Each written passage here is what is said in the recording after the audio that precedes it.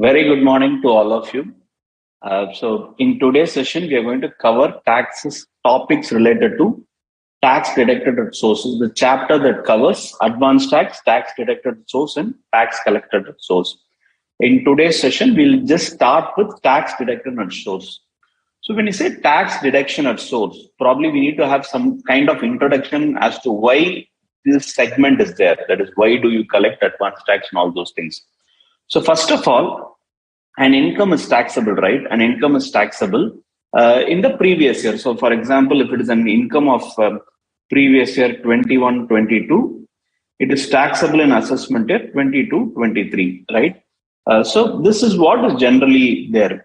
So what happens during this year? You would be earning across the period. So over the period, you would be earning income. What happens? So when you say the recovery of these taxes, the government has to collect taxes from the assessee, right? So let's take, for example, a particular person, a salaried person. Let's take Rahul. He earns salary. Okay, he earns salary over a period, that is in a particular year. Let's say he's earning 30,000 per month. So this is what he's earning as taxes. Now, government needs to collect taxes from this, right? So government needs to collect taxes from this. We'll just keep it as 80. So government needs to collect taxes from this. Now, in this particular scenario, what happens if the government might say, see, Rahul, you are earning some income. You pay me taxes at the end of the year. Taxes at the end of the year. Or pay me while filing returns. You may pay me while filing returns. So government can come up with this. But the taxes collected by the government is what? Taxes collected by the government is what? So we need to understand, when you say periodical recovery, we are just trying to say that taxes are collected periodically. Let's say it is collected monthly or quarterly, depending upon the thing. Why should it be collected? Why can't it be that it needs to be, why can't we say that it needs to be collected at the end of the year or probably while filing of returns? Why can't we do that?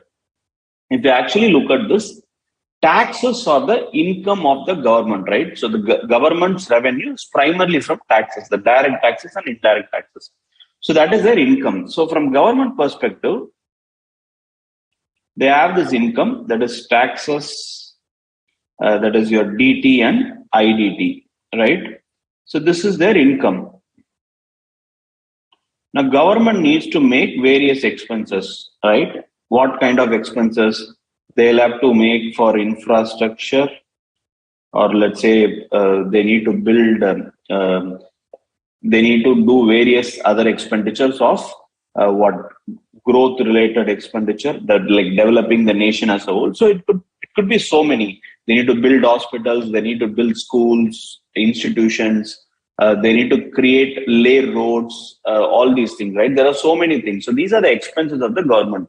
So they will have income as taxes. Now, when you say this income, let's say if everyone are paying only at the end of the year, if everyone are paying at the end of the year, what happens? If everyone are paying at the end of the year, generally the government will only get income probably once in a year. Can we say to Rahul, see, I will not pay monthly, I will pay you annually. So will Rahul agree for this terms?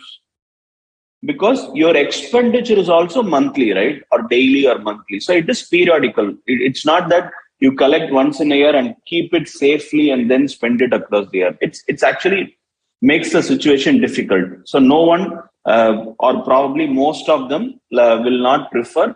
Like Rahul, they'll say, I do not want annual salary, give me monthly salary, because I'll have to pay monthly rent, I'll have to pay monthly electricity, monthly internet charges, all these things, right? I'll have to pay it monthly. So periodical. So the reason why salary is being paid monthly, because you have expenditure periodically. Similarly, government will have also expenditures periodically. So to meet that expenditure, government needs to collect taxes periodically and not periodically and not things. So that is the reason why they are collecting it is periodical. So the reason why it is being collected is periodical requirement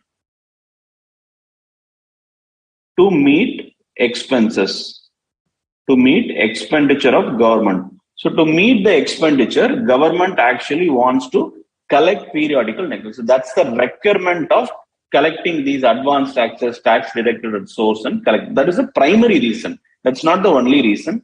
Probably things like tax deducted source, the other reason could be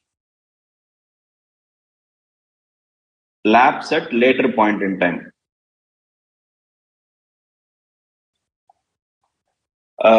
Let's agree that Rahul says that I am okay collecting it annually.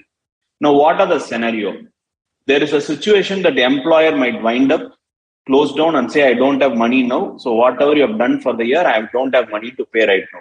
So there might be a situation, right? So there might be a situation where the employer wind up the business and says, Rahul, yes, I know that you agreed for annual salary, but at this point in time, I don't have money, so I will not be able to pay. This is possible, right? One of the scenarios. So these are the possible two reasons why government wanted to collect periodical recovery rather than making it at the end of the year. Now, how do they make it? So how do they make it? They do it through tax deducted at source. They do it through tax collected at source, through payment of advance taxes and payment of taxes on non-monetary perquisites. So these are the four things that government plans to recover money to meet their regular expenditures. To meet their regular expenditure, government splits the recovery mode through four different modes: TDS, TCS, advance tax, and finally tax on non-monetary perquisites. So basically, these are the four things that we are going to discuss it in detail. Of course, tax on monetary perquisite is part of TDS only. It's just that it's listed separately just to give an additional view of that because it is optional. Well, anyways, let's not get into that. So these are the four things that we'll be covering in our this section of a portion. Now, when you talk about this mode of such recovery, what happens after recovery? Okay, government has collected TDS, but government is collecting TDS from someone else, right? For example, let's take the same example. Infosys is paying Rahul. Infosys is paying salary to Rahul. Now, Infosys pays to Rahul what it pays salary. Okay. Now, the TDS on this is remitted to government, right? Now, the government, the TDS paid is for whom? TDS paid is for Rahul, right? TDS is actually for Rahul. Now, this has to come credit, right? So, it has to become a credit to Rahul. Only then Rahul says, see, I'll have to pay 100 rupees. Infosys has already collected 95 rupees, so I'll have to pay only balance 5 rupees, right? So this is how it works. So the credit has to come to Rahul. That's what you're calling it as post-recovery process. So what happens in post-recovery process? You actually, at the end of the year, you calculate whatever is your tax liability. You understand whatever the relief under Section 89 is there. What is 89? It is arrear salary. So 89 is arrear salary. And any tax credit, that is when you say tax credit, there is a concept called alternate minimum tax. Probably, if you're not aware of it, we'll see that in the subsequent sessions. So there is a manner in which there is an alternate mechanism to pay taxes for which credit is there. So for time being, if you're not aware of that concept, just keep it as relief under Section 89 and tax credit. Don't go into understanding it. Of course, we'll understand tax credit when we are looking into the chapter of alternate minimum tax. Now, after that, you adjust all the TDS, TCS that is due to you. That is, Infosys has deducted 95 rupees for me. I will adjust that 95 here. I'll adjust that 95 in this section. If I have paid any advance taxes, let's say the balance 5 rupees, I have paid it yearly, much yearly. I have paid it in December 21 itself for the year ended March 22. So that also comes here. So my amount here will be 100. My tax credit is 0. My TDS is 95. My advance tax is 5. So my payable will be 0. What happens if this is 3 rupees? This becomes 2 rupees, correct? So this is how the working goes. So what happens post recovery? It is adjusted with your tax liability to identify the balance tax payable, or some case it could also be refund. So this is the overall idea, overall picture of why advance tax is collected, why tax deducted sources applicable to a particular situation. Now, when you say this, we must need to know that how does this work, this concept works. Before getting into this concept of tax deducted at source, what happens if tax deducted at source is not applicable? So basically, the requirement of paying taxes, in our case, in our example, it is Rahul. Tax of rupees 100 should be paid by Rahul. Just that government has a mechanism of collecting it through Infosys or through some other person who is actually providing income to Rahul. This is an alternate. This is possibly what you call a structure created by the government. Now, so typically, there could be scenarios where taxes should be directly paid. So we'll take this. Now, let's assume TDS is not there, or probably on what cases taxes should be paid directly. So when you say this, tax is not required to be deducted at source. Now, let's say there is an income on which tax TDS is not applicable. Then it is the duty of assessee to pay taxes, right? It is the duty of assessee to pay taxes when tax is not required to be deducted at source. Okay, this I guess will be very clear. So whenever tax is not required to be deducted, in the same example that we spoke about, 100, and we'll take this example of let's say tax of 100. In this, for salary, it is 95, right? So on this 95 portion, TDS is deducted. That is, TDS is deductible. We'll keep it this way. TDS is deductible for 95, right? So TDS is deductible for 95. So on 95, he need not pay tax. So the first thing that you're saying is you pay taxes for the rest of the 5. Taxes is not required to be deducted at source. Now, the second situation is it is required to be deducted, but the concerned person has not deducted. So let's say this 95 is not deducted, then it becomes the liability of Rahul to pay taxes. So that is what section 191 says. Section 191 says, pay taxes, you pay taxes directly. Don't wait for this tax deducted at sources and all. You pay taxes directly when a particular income is not required to be tax deducted. So that is the first scenario. The second scenario is it is tax deductible, but tax is actually not deducted. So the liability of paying taxes at the end is with the assessee. So this is what the provision says. So now this creates difficulty, right? This creates difficulty because at any point in time, the taxes, the section says it is the duty of assessee to pay taxes. So it is not bringing in the duty of the person who has to deduct taxes.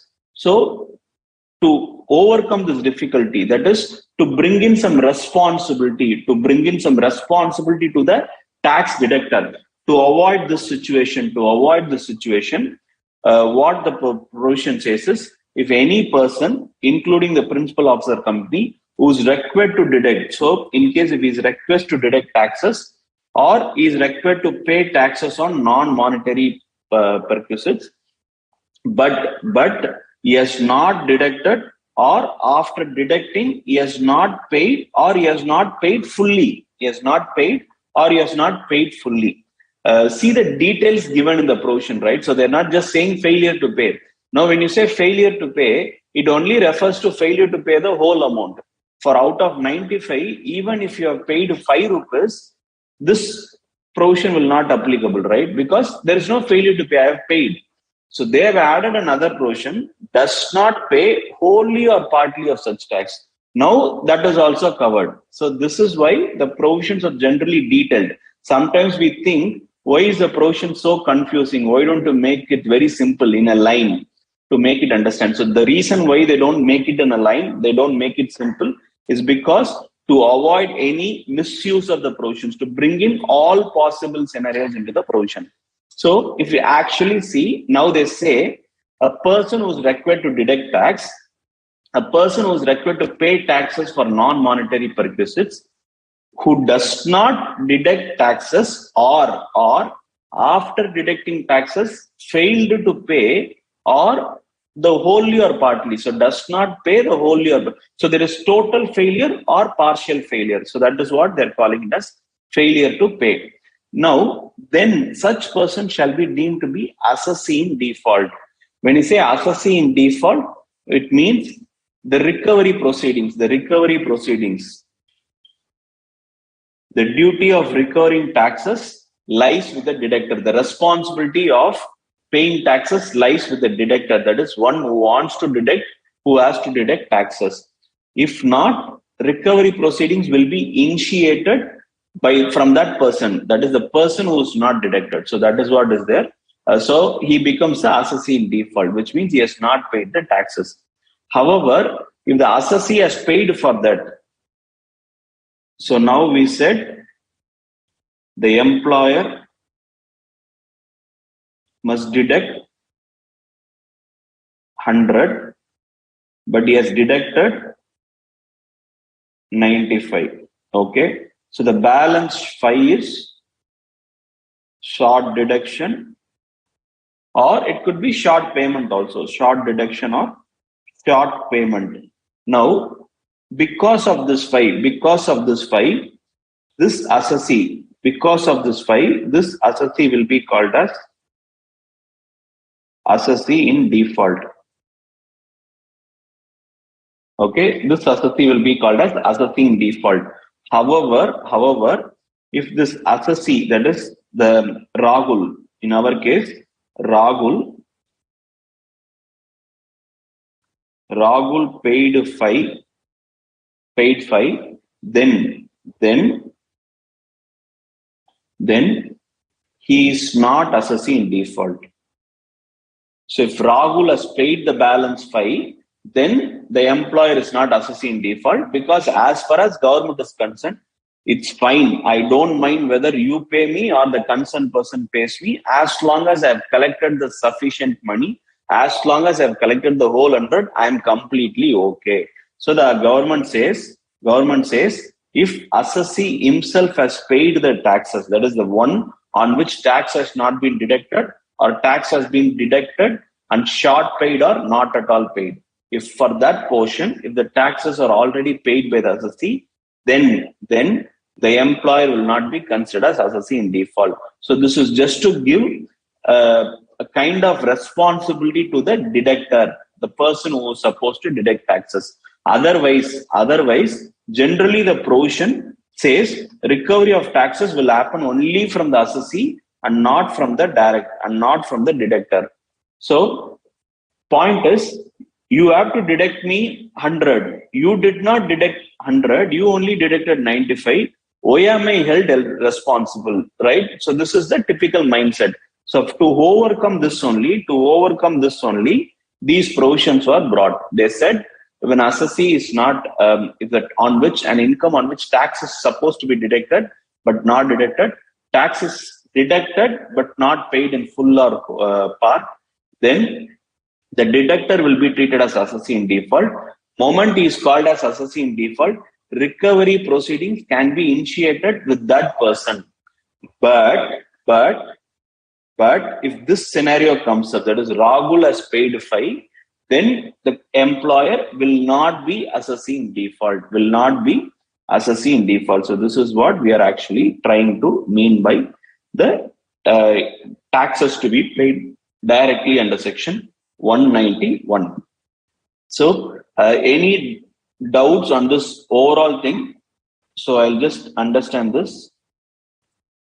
Yeah, I guess there is hope all of you are clear on this.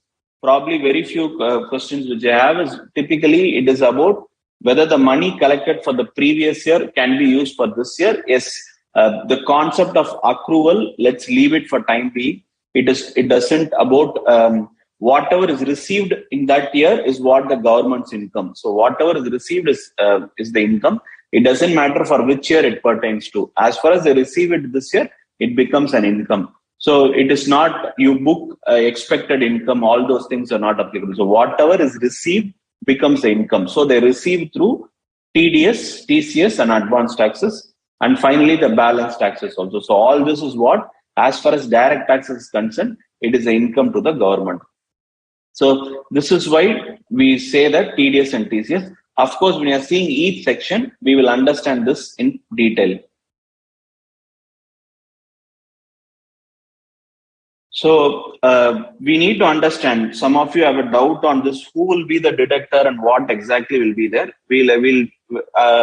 Probably, I guess the answer will be in the next slide itself. So I'll try to explain the next slide. And if not, we will come back to that question of who will be the deductor and who will not be the deductor. So typically, we will just understand here itself. So Infosys pays salary to Rahul.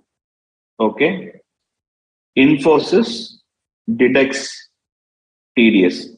So in our case, let's say the salary is actually 80,000 per month, right? So we said 80,000. We said 80,000. Okay, let's keep TDS as 5,000. We'll keep this as example. So what will happen in this scenario is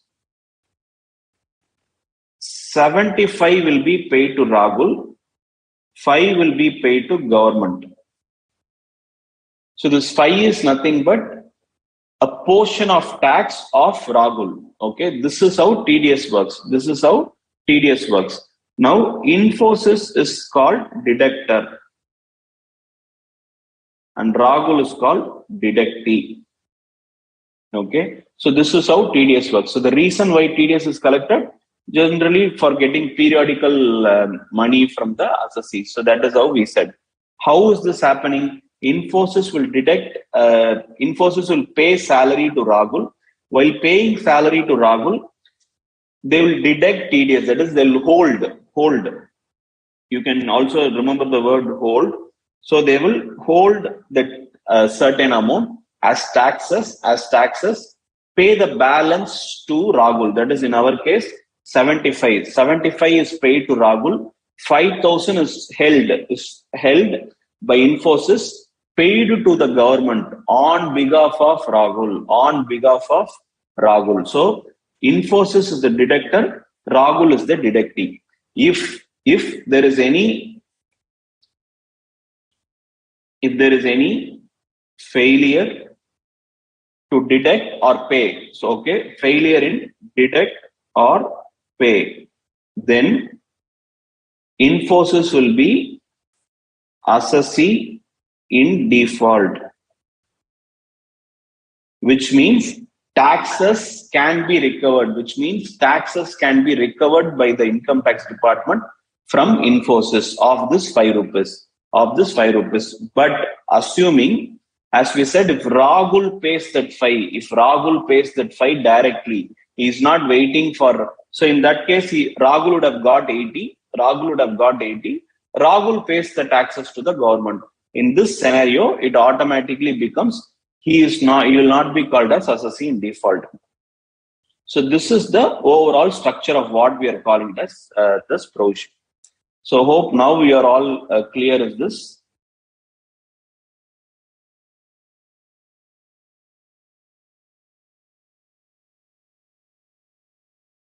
So again, what is the reason behind TDS? I told you, right? Government needs periodical money. Government need not get money only at the end of the year. They say, see, I cannot wait till Rahul at the end of the year paying me taxes. So whoever is giving income to Rahul, you pay me taxes on behalf of Rahul as a small percentage. It need not be necessarily the actual tax payable in slab rate or the thing.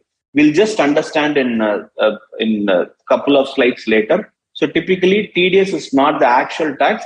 It is a percentage. It is a percentage or a portion of the income that will be withheld by the deductor, paid to the government on behalf of the deductee. So that is what. So whoever is paying to a concerned person on selected transaction will hold TDS paid to the government. So government gets regular income. Government will not wait till year end to get the taxes.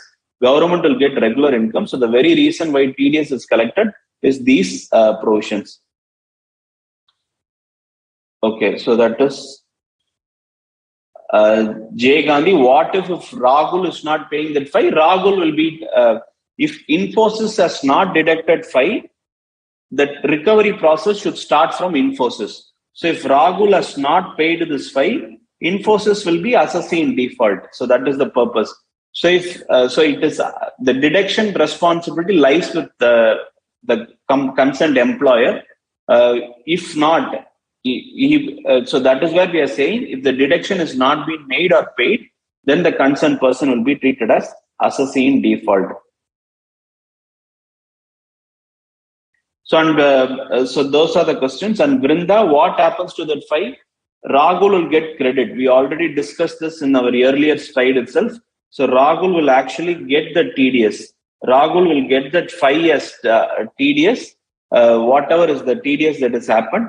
So he will be not required to pay or only required to pay the balance tax as far as the government is concerned. In case of businessman who will be the director, Namrata will understand the respective section. So for time being, we'll hold on to that question. Okay, so that's it.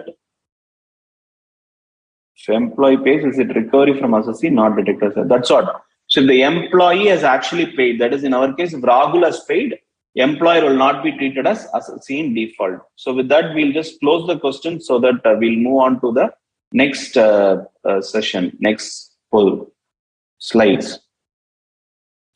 Okay, there's one more section which says these payment of taxes, there will be a delay. So there is something called sweat equity share, or we can also call it as ESOP, that is employee stock option plan. So in this case, what happens is, so what is ESOP? So this section is probably just for your theoretical understanding. Just keep it as an understanding. Don't go much deeper. So what is ESOP? We'll understand ESOP first. There is a new startup, let's say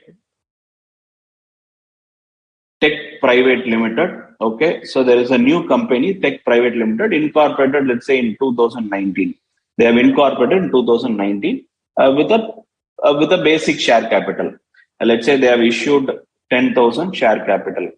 They had 3 key employees, that is 3 key employees from day one.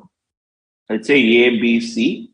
So from day one, they have these employees. To encourage them, Tech Private Limited says, see, I will issue you a share, which means what? Share is what? A kind of control, a capital control for which you are eligible to receive profits in the form of dividends or something, right? So you become like a owner. So Tech Private Limited says, see, ABC, you have worked a lot for me. You have done a lot for me. I appreciate it. I want this to continue for a longer period. So on behalf of that, I'm going to give you each 500 shares. So my share capital, my shares will increase to 11,500 in the year 2022. Okay. So this concept is called sweat equity share. How will this 500 shares be given? Let's say the market value of that share is 120, but they will issue it at issue, free or concessional. So it could either be that Tech Private Limited will say, you take this shares for free. I will not get 1 penny from you. Whatever that 500 shares I'm giving you is free. Or they could say, see, the value is 120. You pay me only 10. That is fine. So you're getting a benefit of 110. Now, this shares is collected by this person, ABC, right? They may hold or sell later, right? So they may hold the share or sell the shares. So what happens in this scenario is what we are going to discuss. So what is the provision saying? Income of the assessee includes the value of specified security or sweat equity. So this is what we are calling it as ESOP. Allotted or transferred by the current employer. So this the tech startup will be an eligible employer if they are covered under section 80 IAC. What is 80 IAC? You will have to wait for a couple of years to study it in the final. So I'm not going to talk about it. We'll keep the word as eligible startup, or probably I'll add one more line saying that if a particular startup satisfies certain conditions, they'll be called as eligible startup under section 80 IAC. Okay, they are eligible for certain tax benefits. So we'll stop here. We will stop here. So this eligible startup, if they issue sweat to equity shares to the assessee, that is to the employees, the income tax on such income shall be payable by the assessee within 14 days. So whatever income, so what is the income here? This difference, right? This whatever they are receiving, that is 120 minus 10 or 120 minus 0. This income is assessee's income, right? It's assessee's income. So they say it shall be payable by the assessee within 14 days after the expiry of 48 months from the end of the relevant assessment year. So I'm asking you to hold. So the first I'm saying is you hold on for 48 months, don't pay now, you pay after 48 months.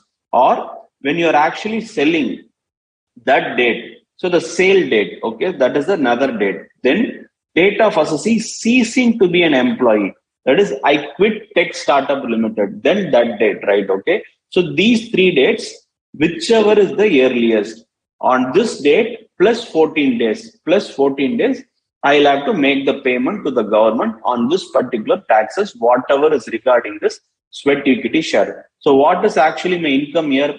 110 or 120, right? So it is the difference between the market value and the actual amount that I've paid to the employer is my income in that year. But for that year, I need not pay taxes right now. I can pay it after 2 months, 2 years, 48 months, or at the sale date, or the date in which I'm quitting that particular company. So whichever is earliest, this provision, please just understand. Probably it is to test more at the final level. So just understand the provision. 48 months after the expiry from the end of the relevant assessment year, then date of sale of shares, and finally the date of ceasing to be an employee. If these 3 conditions, whichever is the earlier, so in these 3 dates, whichever is the earlier, plus 14 days is the maximum date in which the assessee has to file the taxes for such income. So this is what it is. Okay. So again, as I'm telling you, I'll not even answer questions about this. It is just for your understanding. So please just keep it as it is. We need not go further on this particular section.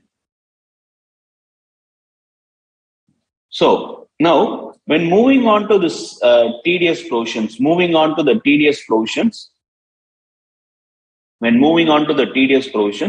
what happens?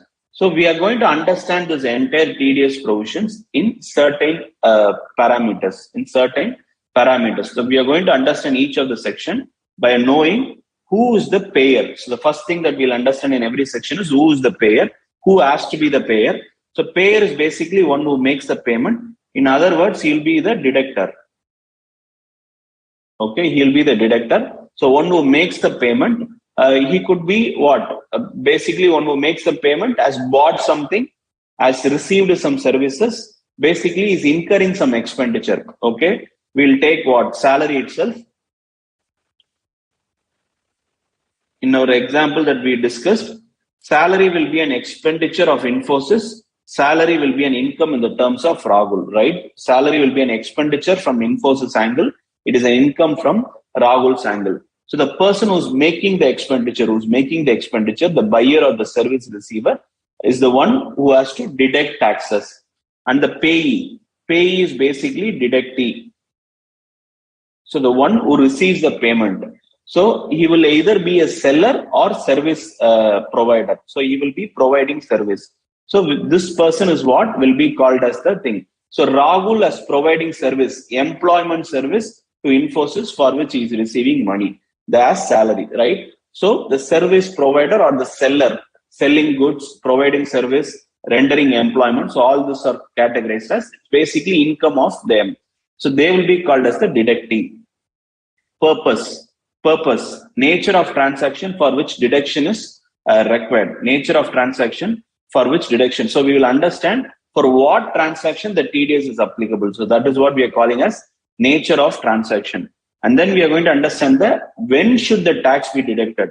When should the tax be deducted? Should it be at the credit in the books of account, when you're accounting in the books, or when you're actually making the payment? We would have studied accrual concept, right? In 12th standard, in your foundation, everywhere you would have studied this accrual concept. So moment you receive the invoice, you book the invoice, you wait till you may not make the payment immediately, but you still book in the accounting because it is related to the current year, that accrual, right? So credit period or payment date. So which period is relevant for deducting taxes? And then at what rate TDS must be deducted. So we're going to understand the rate. And is there any limit? Till this amount, don't deduct TDS. Whatever I'm paying till X amount, 10,000, 20,000, 30,000, till this amount, don't deduct TDS. So what is the limit for that particular section? And are there any specific exclusions? Which means, yes, it has crossed the limit, but still don't deduct TDS. So are there any specific exclusions to the provision? Is there something else that you should know with respect to this section? So these are the 8 categories that we'll understand in each of the provision. Wherever applicable, we'll list them. So these are the 8 parameters. So when you're remembering a provision of TDS, remember this 8.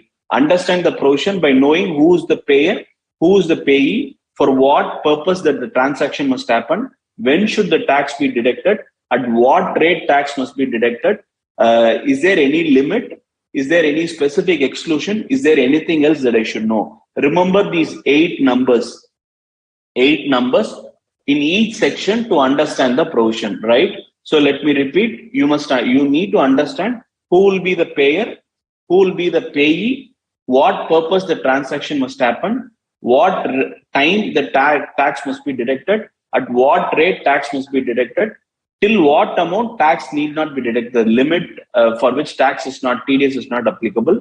Are there any specific exclusions? Is there anything else I should know about the provision? Any other factors, understanding, interpretation, or specifically related to that section? So this is what we are going to understand in each of the section from 192 to 194Q, right? So we'll move on to the first section of TDS. So what is it? We are going to see the first section is TDS salary under section 192. Under section 192. So that's the first section in which start. 191 was payment of taxes, direct tax payments.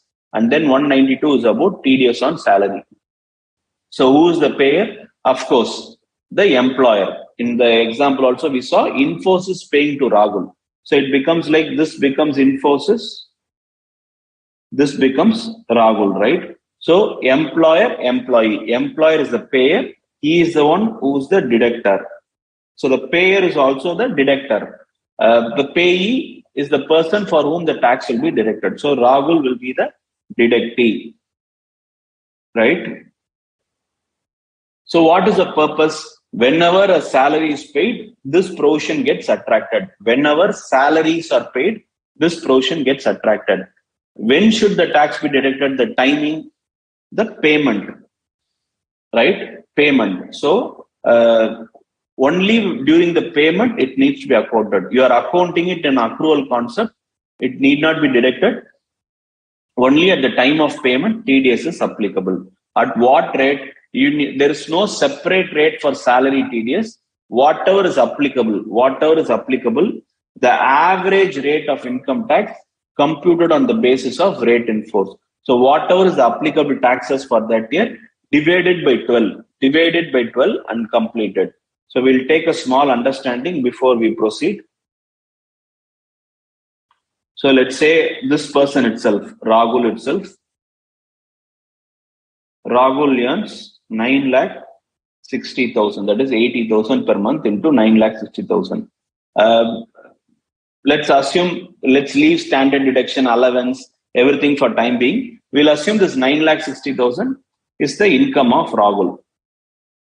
As per the rule, you'll have to compute. What will the employer do is, they will compute the income. So they will provide all HRA allowances, perquisites calculations, any chapter 6A deductions, ATC, ATD, everything will be included in Rahul's calculation, whatever is being paid as salary. On this, for now, we'll only understand how do you calculate this average rate. So what will be the tax for Rahul? For the first 5 lakhs, it is how much? 1,12,500. Plus, for the balance 4,60,000, it will be 30%. So what will be that? 4,600, right? So 13,800 if I'm right. Correct me if I'm quoting a wrong number. So it will be 126,300, right? 126,300 plus 4% as education cess. So whatever amount, right? So maybe I'll just compute this also. Just give me a second. This I cannot do it in my mind. So 5,052. So it is 131,352. Okay. Now this 131,352 is the annual tax. So what Infosys will do is 131,352 divided by 12 will be the TDS, monthly TDS. So this is what they'll do as far as the thing. So this is how they actually calculate the TDS, right? So the average rate is computed. So this is the rate. Now we spoke about the concept of limit and exclusion. There is no limit or exclusion because limit is nothing but if your income is less than 2.5 lakhs, no TDS. If your income is less than 5 lakhs, your entire income is, your taxes is provided as rebate. So no taxes, no TDS. So the amount till which TDS is not, tax is not applicable to a particular assessee is actually the limit. So there is no specific limit to this section. There are no exclusions also. Whatever salary is being paid, taxes should be deducted. So whatever that we are saying, what are the other things that we need to understand? First thing is, if the employee wants the new slab under 115BAC, it is the duty of employee to intimate the employer saying, deduct me under section 115BAC. Do not use the regular deduction. So in case if you have not covered 115BAC as of now, as guess, we'll be seeing it in detail in a couple of sessions later. So 115BAC is a new tax slab. New tax slab, lower tax. We'll keep it this manner. So if the employee wants to choose this provision of this new tax slab, employee must intimate the employer that please calculate taxes and deduct TDS in accordance with section 115BAC. So that's the thing. The next one is non-monetary perquisites. Non-monetary perquisites is whatever you have seen, right? The motor car, the housing accommodations, for all these things, it is not the duty of the employer, but it says employer may deduct at this option. So the word used here is for perquisites. It is not the duty of the employer to deduct TDS, but employer may deduct at this option for all perquisites that we are talking, including the ESOP, including the equity, stock option, the spread to equity, which we discussed earlier. The duty of deduction is only a option. An option is given to the employer. It is not mandatory that the employer has to collect TDS for that portion for perquisites alone. So for non-monetary perquisites, if employer feels, he may deduct and at his option. But on practical purposes, all employer deduct. So they don't keep it as an option and all. They automatically do it. This is only a provision which says gives that luxury to the employer to say that you need not, it is your option to deduct taxes with respect to non-monetary perquisites. And what happens when you are doing multiple employment, right? When it's multiple employment, it is a duty of assessee. It is a duty of assessee to furnish details of income, of salaries and tax deducted to the subsequent employer. Now, in this example, let's take Rahul works from 1st April 21 to 30th November 21, 22. Sorry, 21. 21 in Infosys. Okay. He receives what? Let's keep it as 8 lakhs. Okay, he has received 8 lakhs as salary. Now, TDS of, let's take what? Around 50,000 has been deducted. So, its salary is 8 lakhs, TDS is 50,000. Now, he joins TCS on 1st December 21. His working day till 31st March 22. Now, provision says intimate the subsequent employer about how much salary you received from the previous employer, how much taxes were deducted. Let me tell you why this is critical. See, I try to explain you the reasons behind the provision so that you remember the provisions better when you know the reasons. So that's why I'm explaining you the reasons for the provisions. So now what happens is TCS is basically, let's say he is receiving 1 lakh per month in TCS. For these 4 months, let's say he has received 4 lakhs. If you don't disclose, if you do not disclose, that is, if the assessee does not disclose this, what will TCS do? TCS will think the total income in the year itself is only 4 lakhs. The total income in the year itself is only 4 lakhs. So what will TCS do? TCS will deduct for 4 lakhs. So typically they will say note up to 2.5 lakhs, 0. For the balance 1,50,000, it is 5%. That is how much? 7,500, right? 7,500. So TDS will only deduct 1,500, but he has already received 8 lakhs, which means with this 4 lakhs, he goes into 30% tax slab. Which means there will be a huge shortfall of tax, which the employee has to pay at the year end, along with whatever interest and other consequences that he has to face. Clear now? So typically, if the employee is not disclosing, this matter to the subsequent employer, it might end up in a situation where he has to pay huge taxes because the new employer will calculate from scratch. So that is the reason why they are saying that report this multiple employment to the subsequent employer. So that is what is the key reason why this must be happening. And of course, relief under section 89 should also be included. 89 is arrear salary. So whatever arrear salary, according to the provisions of section 89, relief must be provided. Similarly, Form 12BA will be provided to the employee. Employee should list down all the perquisites and profit in lieu of salary. So this 12BA will be given by the employer to employee to say that, see, these are all your perquisites and profit in lieu of salary. What are profit in lieu of salary? Your gratuity, your leave encashment. So these are called as profits in lieu of salary.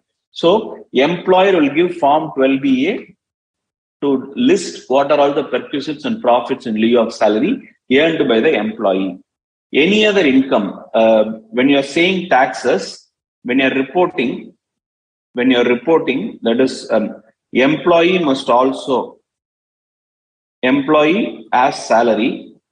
In case if the employee has housing property income or interest income,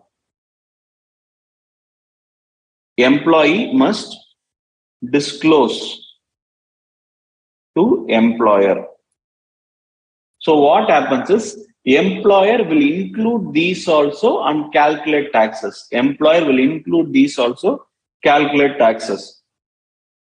may provide details of other income and tax deducted on such income. So that is what is there. So employer shall consider such income. But when it comes to losses, the only loss that shall be considered is house property loss. So with this, I'll also explain you why this provision is there. Now my total income is 9,60,000, right? Now let's say I have an house property loss of 2 lakhs.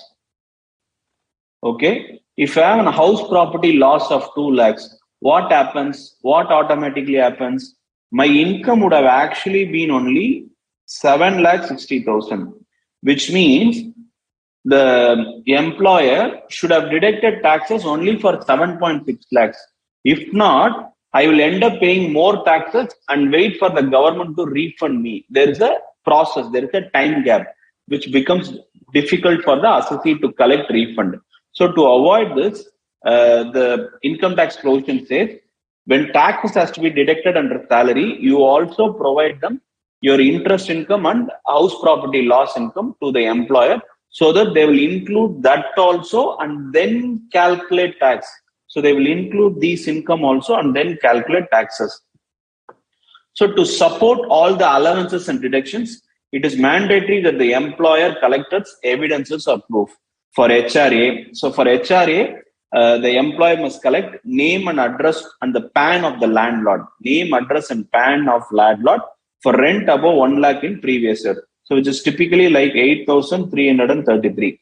If you are paying a monthly rental of more than 8,333 in a year 1 lakh, then the employee must report the name, address, and the PAN of the landlord to let them know, to let the employer know that there is an actual income being reported under a PAN. So in case of leave travel concession or any deduction under Chapter 6A, LIC premium, medical insurance, education loan, any benefits that we are talking about under Chapter 6A or leave travel concession, you have gone on a travel for which 2 years out of 4 years, you are eligible for a leave travel concession. For those things, you need to support evidences, flight ticket, train ticket, the concerned LIC premium paid receipt. So all this has to be provided for the employer to consider. Otherwise, the employer will not consider these things. And then with respect to a house property loss, the bank's detail, whoever has given the loan, the name, address, and PAN of the lender must be provided. Only after considering these evidences, the employer must allow house rent allowance, leave travel concession, housing property loss. All these things can happen only after collecting these situations. So this is salary. I'll just go through a couple of minutes if you have any questions in salary alone.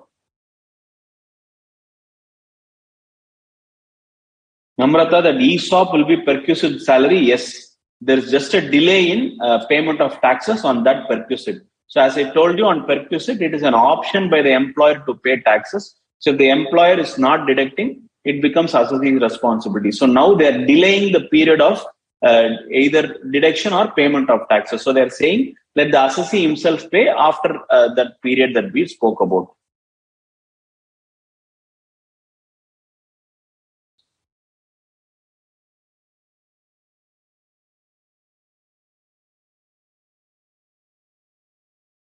The point of average rate and how the 30% came up. See, as I told you. Oh, here, I'm sorry. Okay. So whatever it is, the point that I was trying to tell you, okay, this is wrong. It is only 20% above 5 lakhs, right? So I took it as this. So let's assume that we'll have to recalculate the entire thing. But the point I was trying to tell you is, the point is basically the total tax will be calculated and you will be calculated on a monthly basis. That is whatever you are actually calculating, the total tax will be calculated for the year divided by 12, and then do it. Or maybe we'll just do this. Okay, what we'll do is, we'll keep this as 1,12,500 itself. We'll keep this as 30% itself. Just that we'll change the income. We'll change the income to 14,60,000. Okay, just for understanding purpose, so that I need not change the working by any means. So we'll change the income alone to 14 lakh because it's just an example. So the point here is the total taxes, whatever has been calculated, will be divided by 12, and that is what the monthly tax that needs to be deducted from the salary. So when they are paying monthly salary, they'll deduct that amount and then pay the rest.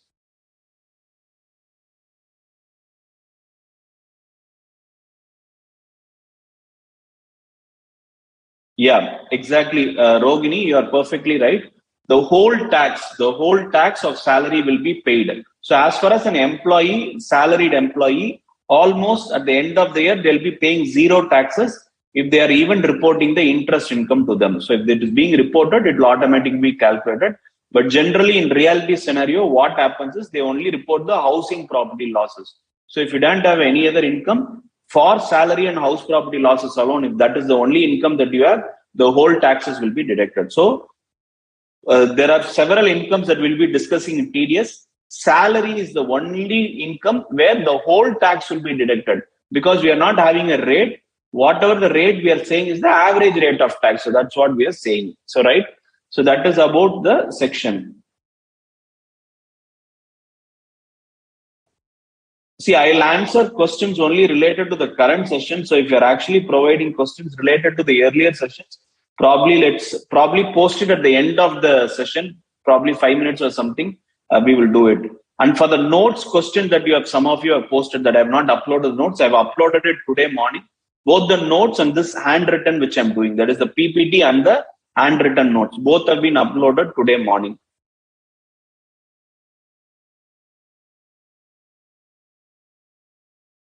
Jamil, yeah, you're perfectly right. It will be a tentative income. Exactly right. We will assume that the employee is going to work 12 months. What if he is quit 6 months? So it is an assumption. It is an assumption that he'll be working 12 months, that this will be his additional income, whatever. Before the end of the year, the employer will try to verify as much as evidence possible and withhold the taxes accordingly. So if required, they'll revise it once in a period. After 6 months, they might again recalculate and do it for the rest of the month. So the point is, it is only on the tentative total income. It is not on the actual total income. By February, March, they'll try to do it on the actual income. They'll try to do it. Yeah. So I guess that's the questions. Those are all the questions for salary. So we'll move on to a next section, which is closely related to salary, So it is relating 192. So when I closely related, see the section also. It is 192, 192A. So it is closely related to salary. What are we going to talk about? Balance due to employees. From what? Fund. Your PF and other funds, right? So PF, typically PF. So who's going to deduct the TDS? So whoever is going to make the payment. So who's going to make the payment? The payer will be the trustees under employee provident fund scheme, or any authorized person who is going to make this provident fund payment, who is going to make this PF payment. So that is the reason. So whoever is receiving this will be the employee. So the payee will be the employee. What is the purpose of deduction on this particular account? It is withdrawal of accumulated balance from EPF. So taxes are the provident fund saved by the employee is being withdrawn. You are not transferring, okay? The provision is not for transfer. What do you mean by transfer? The PF from Infosys to TCS, whatever has been collected from Infosys will be transferred to TCS in the name of the employee. Whatever PF that Infosys has collected of the employee, when the employee is moving to TCS, he will give a form and say, whatever the balance lying in Infosys, through Infosys, move it to TCS. So PF is basically paid by the employer. So from one employer, you can transfer it to another person. So whatever we are calling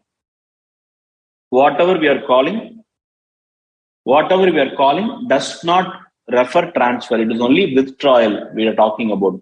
So withdrawal of accumulated balances from EPF at the time of payment, similar to salary, it is at the time of payment. In almost all other sections after this, it will be something else. Only in 192 and 192A, it is predominantly payment. So we'll see and compare how the other section works. So for time being, for both salary and the PF withdrawal, TDS has to be deducted at the payment basis. What is the rate? If the assessee as the employee has PAN, then it is 10%. If employee does not have PAN, it is MMR. What is MMR? Maximum marginal rate. What is maximum marginal rate? The maximum tax an individual can pay. The maximum tax an individual can pay. So what is the maximum tax? The maximum tax is 30% is the maximum tax rate, 37% is the maximum surcharge, 4% is the cess. This tax is called MMR. So you apply 30%, 37% surcharge, 4% cess. So typically what will be the number? I'll just calculate 30% into 37% into 4% cess. So it will be what? 42.744%. So this will be the maximum marginal rate for this year. It may change every year. For the relevant year that you're writing your exam, the maximum marginal rate is 42.744%. And the limit, we said TDS might not be applicable till a point in time. So if the withdrawal is less than 50,000, no TDS needs to be deducted. So no requirement of deducting TDS if the amount is less than 50,000. And an employee has rendered, TDS is not applicable in certain situations. What are the situations? Continuous service with his employer for a period of 5 years or more. So with one particular employer, if he is working for more than 5 years, then on such withdrawal, TDS is not applicable. So for continuous service with his employer for a period of 5 years, whatever amount it is receiving is not tax deductible. Ill health, if the withdrawal is after resignation, but the resignation is because of ill health, contraction or discontinuance of business, cessation of employment, etc. So if for these reasons, what happens is there is no TDS. What do you mean by ill health? Employee is sick, right? So that's what you mean by. What is contraction or discontinuation of business? Let's say the employer is running a business. Suddenly, he could not run it during COVID times. Let's say he faced difficulty in running the business. So he has to shut down. So he has to shut down his business. So just because he has shut down, the employee is no more working in that organization. So he is withdrawing the PF. This is called discontinuance of business or contraction of business. Cessation of employment is also kind of suddenly there is a stop in that employment because of the issue with the employer. The employer is not able to continue the employment of that person. This is also not covered.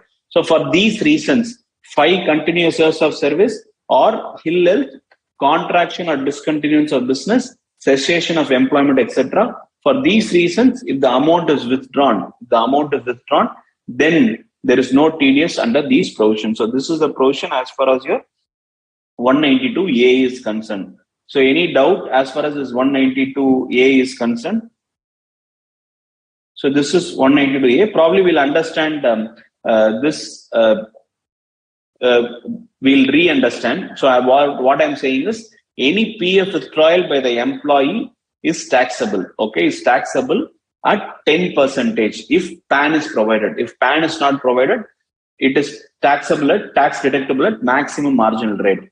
But there is no TDS requirement up to 50,000, or there is no TDS requirement if the employee has worked in that organization for more than 5 years, or is moved out of that organization because of ill health, or the organization is discontinued, or there is a stop of that employment because of various other reasons. So if it is not a reason of employee is not willingly resign. There is a situation there is a forced situation where he has to resign. In that case, TDS is not deductible. So either he has to work for 5 years, or there must be a forced retirement, forced resignation. Only in that case, TDS is not applicable on this particular section. The next section we'll be understanding is interest on securities. So interest on securities is basically any person could be the payer. It could be a resident. The recipient should be a resident. The reason is interest on securities. When you say securities, what? Debentures, bond, etc. So these are called as interest on securities. From here, probably you will be hearing this term credit or payment, whichever is earlier. So the accounting or the payment, whatever you are booking on that date or the payment date, it becomes due. 10% has to be deducted. There is no specific limit, but there are various limit accordingly. There are various exclusions or limits in several reasons. So basically, TDS is not applicable. TDS is not applicable on various specified bonds or debentures. So if you actually see the word national defense, remember the word national defense bond, or remember the word national alone. National defense bond, national defense loan, national defense loan, or national defense bond, or national development bond. For all these, if they are paying the interest, then TDS will not be deducted. 7 years national savings certificate, TDS will not be deducted. Debenture issued by an institution or authority or any public sector company notified by the central government. So debenture are issued by an organization which is notified by the central government, which is approved by the central government. So currently there are few organizations which are listed.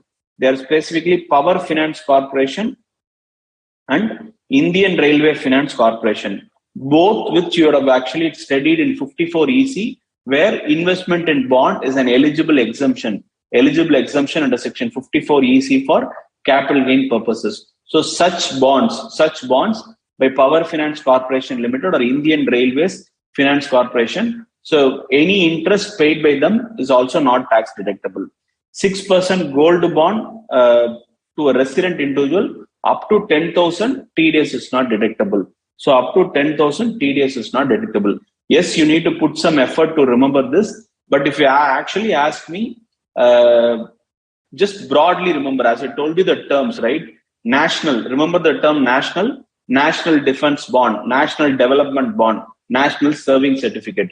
All these are not tax deductible. Then remember the word gold, anything related to gold bonds is not tax deductible. Remember the section 54 EC, where you deposit in the bonds, the Power Finance Corporation and Indian Railways Finance Corporation. For these also, tax is not deductible. So these are the sections that we are talking about as far as your gold bond and other things. Interest payable, apart from this, interest payable by debenture issued by a company which public or substantial interested. So in a public limited company issuing debenture, making interest payment to a resident individual or HUF does not exceed 5,000 and is paid by account pay check. In this case, it is not tax deductible.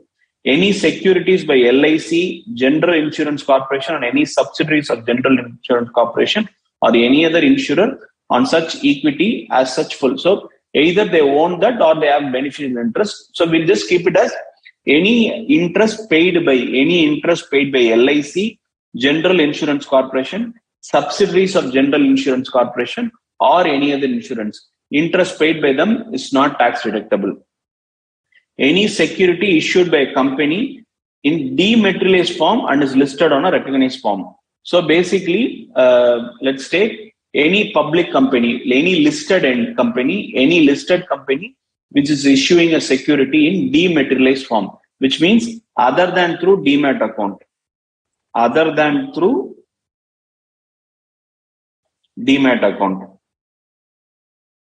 So if that is the case, then TDS will not be deductible. So on these scenarios, tax will not be deductible. So as I told you, remember the word national, remember the word gold, remember the word the public limited and listed entities.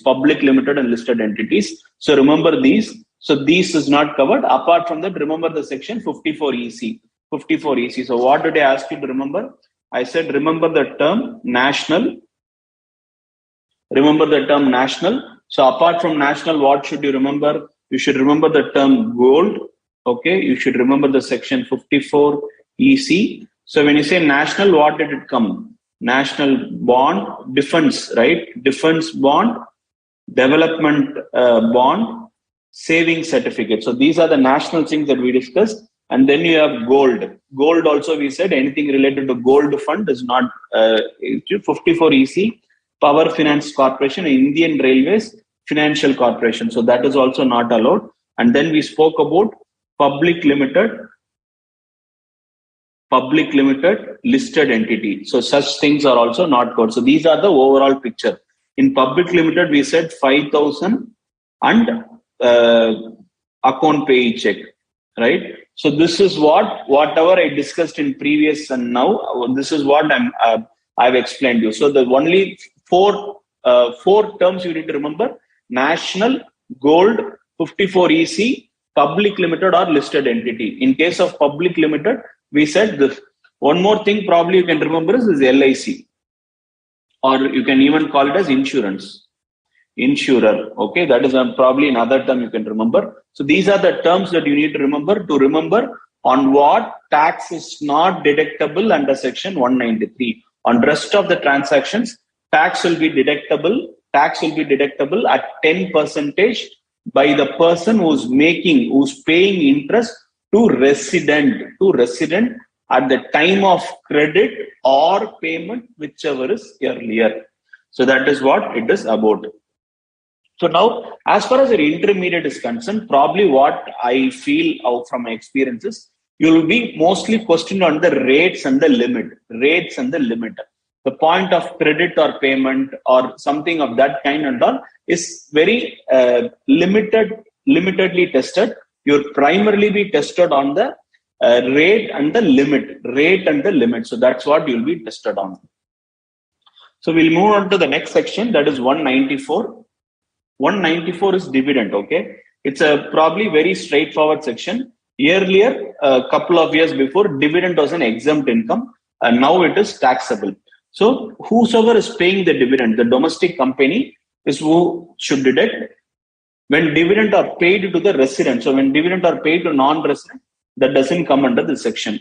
So whenever the dividend is distributed or paid, so that is where it, when should it be deducted? The timing before making payment. So even before making the payment, they should first deposit TDS and only then make the payment. So what are all the dividends covered? Dividends between dividends defined in section 2, clause 22. So for intermediate purposes, we'll just remember the term dividend, because the section 2, clause 22, A to E is a very detailed, very tricky section, or probably a detailed section, so which will be specifically covered in your final. So as of now, we'll just understand dividend distributed or paid by a domestic company to a resident shareholder is applicable to be deducted at 10%. When is it not applicable? When the dividend is less than 5,000 in a year, and it is not paid in cash. And dividend to LIC, GIC, the same what we saw in 193. So dividend or creditor paid to them or any other person as may be notified by the central government. So you can typically keep this away from your knowledge. So what is not tax deductible is dividend paid by a mode other than cash for a payment not exceeding 5,000 in a financial year, and dividend paid to LIC, General Insurance Corporation, or subsidiary of General Insurance Corporation or any other insurer. So this is what is covered in 194. So we'll just cover one more section before we go on a break. Probably just give me a couple of minutes for this. This person from 194A, which is about interest on other than security. So what are there? Basically your loan interest. So whatever interest is being paid on financial transaction is what is covered under this particular section. So what does it say? Any person who's paying interest, other than individual HUF whose turnover is basically less than 1 crore in business or 0.5 crore in profession. So what the provision says is, see, any person, when you say any person, we are trying to say it includes a company, a firm, LLP, AOP, BOI, etc. Right? So all these persons, artificial judicial persons, so everyone are covered, but we'll write it as everyone. But for individual and HUF, it's not everyone. For individual and HUF, it is not everyone. It is if it is business, the turnover is less than 1 crore in EP. You remember this term as EP. EP is basically, I will call it as immediately preceding previous year. So basically, in your income tax, you'll have various things where you say previous year, immediately preceding previous year, immediately the next financial year. So you'll have so many terms. So to remember this immediately preceding previous year, we can just call as a code word, it is EP. So immediately preceding previous year. If it's a profession,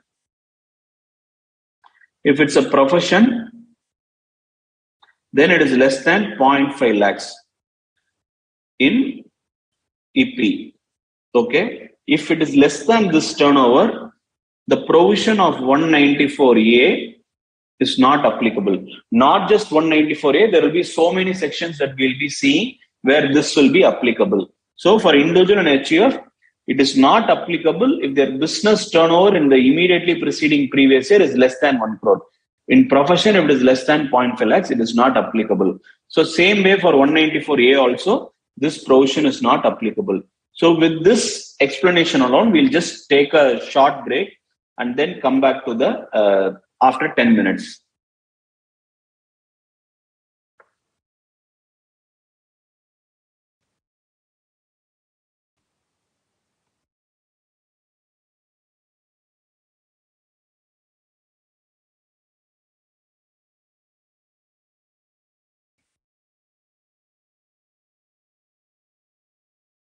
Yeah, started.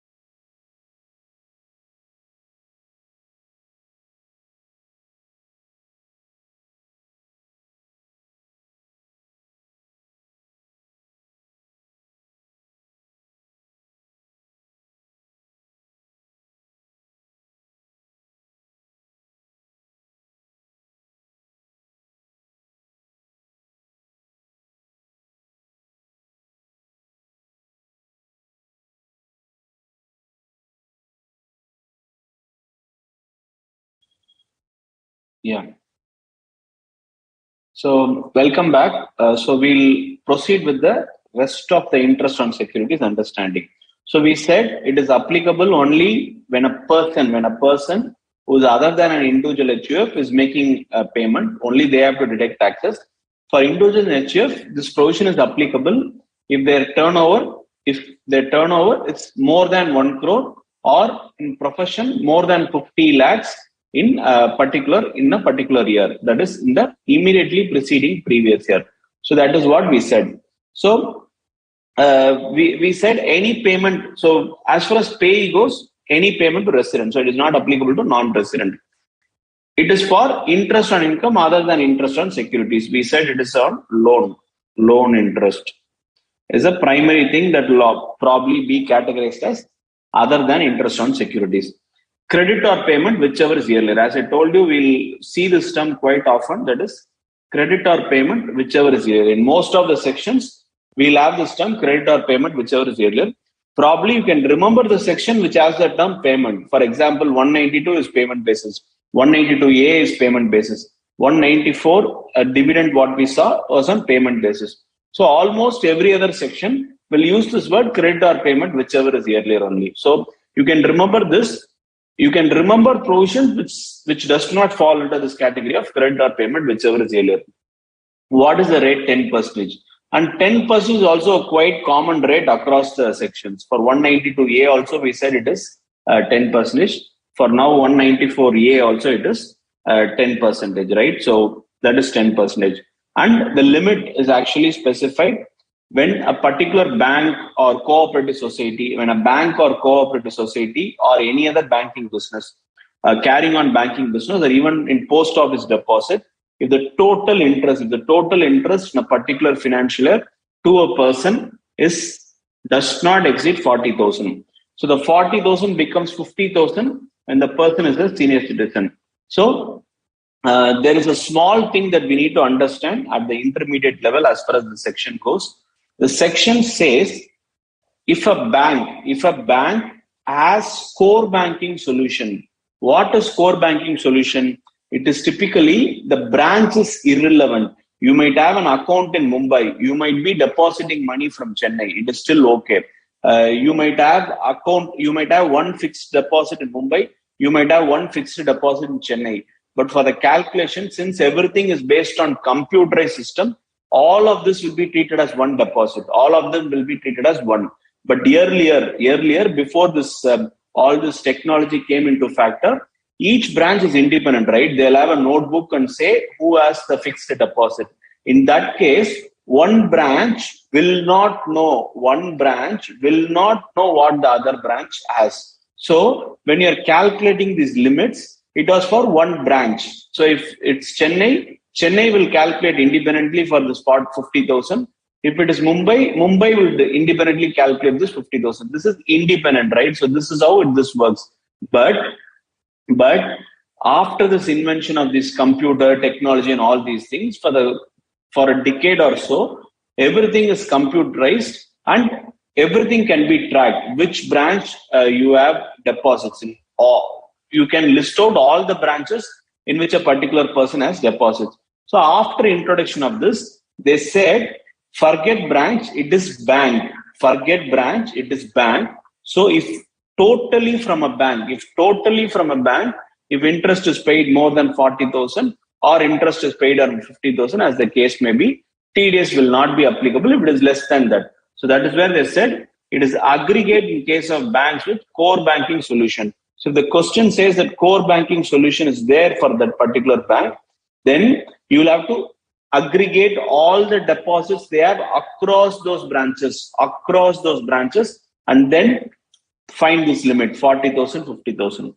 In any other case, that is apart from the banking interest, if there is any other case, that is, let's say, between companies, between persons who are not in the business of banking or whatever. So it's not a bank.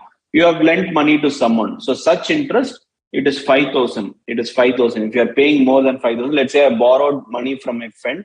I'm paying him interest. I have a business. I'm an eligible individual. My turnover is, let's say, more than 50 lakhs as a profession. Now, if I'm borrowing funds from a friend, whatever interest I'm paying, if the interest is more than 5,000, if the interest is more than 5,000, then I need to deduct TDS at 10% while I'm making payment to my friend. So that is what we said. Any other cases. So apart from the banking cooperative society carrying on the banking of business, the limit is actually 5,000. And here also there are various exclusions similar to what we saw in 193 for interest on securities. 194A also has various things. So the first thing is income credit or paid to a banking company or a financial corporation or a life insurance corporation or unit trust of India. So these are all major institutions which lend loans, So government says that is their primary business. They've been doing it day in and day out. So whatever they are providing loan, don't deduct. Interest paid to bank, financial corporations, LIC and UTI, do not deduct TDS. So as a businessman with more than 50 lakhs of turnover, if I'm making interest payment to a bank, let's say I borrowed a loan, a working capital loan from HDFC Bank. When I'm paying interest to HDFC Bank, I need not deduct TDS because I'm paying to a bank. When you say any other case, they say it is apart from bank, it is apart from financial institution, it is apart from LIC, it is apart from Unit Trust of India. So, right? When I say income credited or paid, typically I'm saying that interest paid to a particular person. Okay, so that's what it is. And it is also not applicable to a company carrying on insurance business. So that is also not included. And then you have any other institution which may be notified. So far what has been notified is HUDCO, that is your Housing Urban Development Corporation. So interest paid to HUDCO is actually not liable for tax deductions. So, and then moving on, we'll move on to other deductions. So what are the other deductions? Income credited or paid to a partner of a firm. So any payment made to a partner is not tax deductible. Similarly, to a member of a cooperative society, that is also not tax deductible. Simple reason, while studying salary or even in 192, there is a provision which says partners are not employees. So any salary paid, salary, interest, or any fee, commission, whatever you pay to partner by firm, no TDS. Okay, so there is no TDS for these transactions. So for that is salary, interest, fee, commission to partner by a firm does not attract TDS under section 192. So under section 192, under section 194A, it is not applicable. So TDS need not be deducted on these payments. So that is partner of a firm, member of a cooperative society. Probably if you wanted to know the reason, partner's money is the individual's money is partner's firm's money. So it is like they both are almost same persons, just that you have a separate entity as a firm, but otherwise it's almost like they both are same person. There is no employment-employee relationship. There is no lender-borrower relationship. In respect of deposit under any scheme, frame or notified. So if there is any particular scheme, which is so any deposits. So just see these words. So these are all deposits for which TDS is not applicable. Any scheme, frame or notified, a banking company, a primary agriculture credit society. So income or credit in respect of deposits which have been made with a specific banking company, primary agriculture society. So which is specific, whichever has been framed or notified for these things, TDS will not be deducted. By the central government for taxes. So if there is any taxes collected, interest on such taxes. When you say Income Tax Act 1961, you are paying interest to Income Tax Act, right? So TDS is not applicable. You can't say I'm paying interest for late payment of taxes. For that, I deduct TDS. So it is not applicable on taxes. Interest on compensation amount awarded by motor accident claim tribunal. So any delay in payment of settling the claim of motor accident, such interest will also not be applicable. An infrastructure capital company or infrastructure capital fund, infrastructure debt fund. This is a new addition. So this is a new addition as far as your this infrastructure debt fund is actually a new addition. So this thing is a new addition with respect to Finance Act 2021. So this is recently introduced. A public sector company, scheduled bank, and this scheduled bank in relation to a zero coupon bond issued on or after 1st day 2005 by such company or fund or a public sector company so these are the things. So basically, we remember the word infrastructure. Infrastructure, apart from infrastructure, it could be a public sector company or a scheduled bank who's issuing this zero coupon bond. So any zero coupon bond, interest on such zero coupon bond is not tax deductible. By way of interest of a business trust from a special purpose vehicle. So SPV is basically special purpose vehicle. It is like a joint venture where for a particular purpose, two entities come together and form an entity. So that's called special purpose vehicle. So if there is any business trust from a special purpose vehicle, that is not there. In the name of Registrar of General of Court or on directions of court. So there was this issue whether whatever interest is being paid by this direction by the court. Court says to the registrar, that is one who registers the property and other thing. Court says you pay interest to the particular person. That interest is not tax deductible because it is only by direction of court. It is not an automatic payment of interest by the registrar. So these are all the exceptions. So we'll just go through these exclusions again before we move on to the other factors. So basically we said any income paid to banking company, financial corporation, LIC or UTA or any insurance company or any such other institution which are notified. So that is Housing Urban Development Company, so corporation. So that's what we called it as, which are not tax deductible. Also, we also said whatever is relating to share of partner to a firm, share of that is interest from interest to a partner by a firm, interest to a member of cooperative society by a cooperative society is also not allowed. Similarly, we said in respect of certain deposits, scheme or frame notified or any banking company, primarily agriculture or cooperative society. So this is also not included. Any interest paid to central government for taxes, not tax deductible. Any interest on accident claim, motor accident vehicle claim, not taxable. Infrastructure capital company, infrastructure capital fund, and the new introduction of infrastructure debt fund. For all this, TDS is not deductible. Similarly, public sector company or a scheduled bank which is issuing zero coupon bond. So all these funds, infrastructure funds and this public sector company issuing zero coupon bond is also not tax deductible. Interest of business trust from SPV, special purpose vehicle, is not taxable.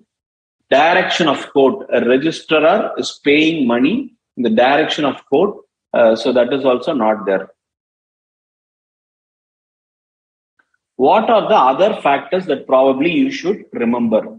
You should know that where both the parents of minor person are deceased. So basically TDS income is taxable in the parent's hand. Now what if the minor person, parent is deceased? So they say TDS must be deducted in the name of minor child or file a declaration specifying another person. So if the parents are no more, it must be in the name of minor child itself, but a declaration can be given by the minor child saying that this person will be a guardian of me hereafter deducted in his name. So it will be deducted in the name of minor child. Otherwise, it could be a declaration could be filed saying that the other person will be responsible. So that is the one thing. And when the depositor of capital gain account scheme, in capital gain, you would have seen that to claim exemption, You can deposit money into various schemes as a capital gain account scheme, and that money can be withdrawn for utilizing for claiming exemption. So any interest from that is actually tax deductible under section 194A. But if that person is no more, till death, deduct it in that person. From the next day, deduct it in the legal hire who is responsible. So these are all notification which has provided clarification to the existing provision. And wherever we saw cooperative society deducting taxes, cooperative society shall deduct taxes only if their EP turnover. What is EP? Immediately preceding previous year. EP turnover is greater than 50 crores, and interest is greater than 40,000 for individual or HUF, 50,000 in case of a senior citizen. So this is an amendment in FA 2020. It is applicable from previous year 2020-2021. So these are the factors of 194A that we need to understand. So before moving on to a question, I'll probably take up some of the questions.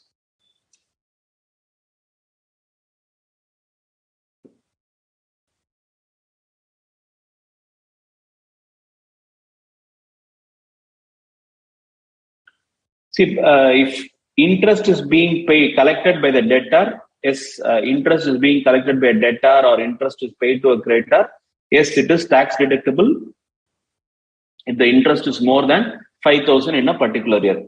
And if the turnover of a company is 75 crore, it doesn't matter, because for company, every company must deduct tax only for individual and HUF. Only for individual and HUF, we said there is a turnover limit of business less than 1 crore or profession less than 50 lakhs. In the previous year, in the immediately preceding previous year, it is not applicable. Yeah, both 40,000. Namrata, both 40,000 and 50,000 is an aggregate. Shakti, the COVID relaxation of 7.5% is not applicable. Yes, it is not applicable. It is no more for the current period. It got ended by March 21 itself, 31st March 2021. So from 1st April 2021, it is not applicable.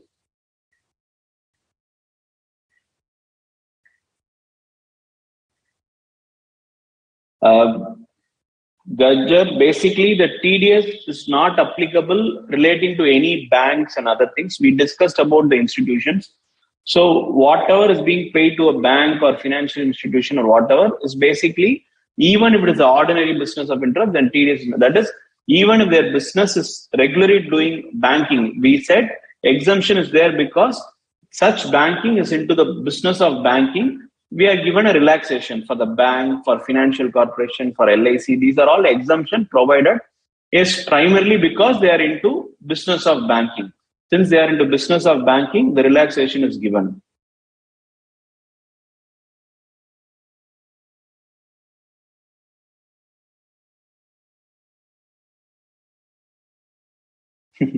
Almost everything has been given exclusion, and then what amount TDS must be deducted. As I told you, between two third parties or two independent persons who are not bank, it is applicable. So we said also various situations. So we said there is a loan. Let's take, there is a company called ARC Limited. The company ARC Limited has got loan from its group entity, which is CAR Limited. Okay, CAR Limited. Now for this, ARC is paying interest. This is deductible under section 194A. So this is the primary transaction in which TDS will be deductible. So a loan obtained from third persons other than the banking institutions. If loan is obtained from any other institution, it is there. And Namrata, what is SPV? It is called special purpose vehicle, something like joint venture. So for time being, you just understand it is something like a joint venture. The way the provisions for financial institution will be set by RBI, yes, typically whatever the business is about, RBI only will give them, but the tax provisions are only provided by the CBDT, the Central Board of Direct Taxes only. See, the primary business of banking is lending, but whose money are they lending? They are collecting it from public, they are lending it, right? So it's not their own money. The banks is not having their own money. So it is only the interest that they collect as their income.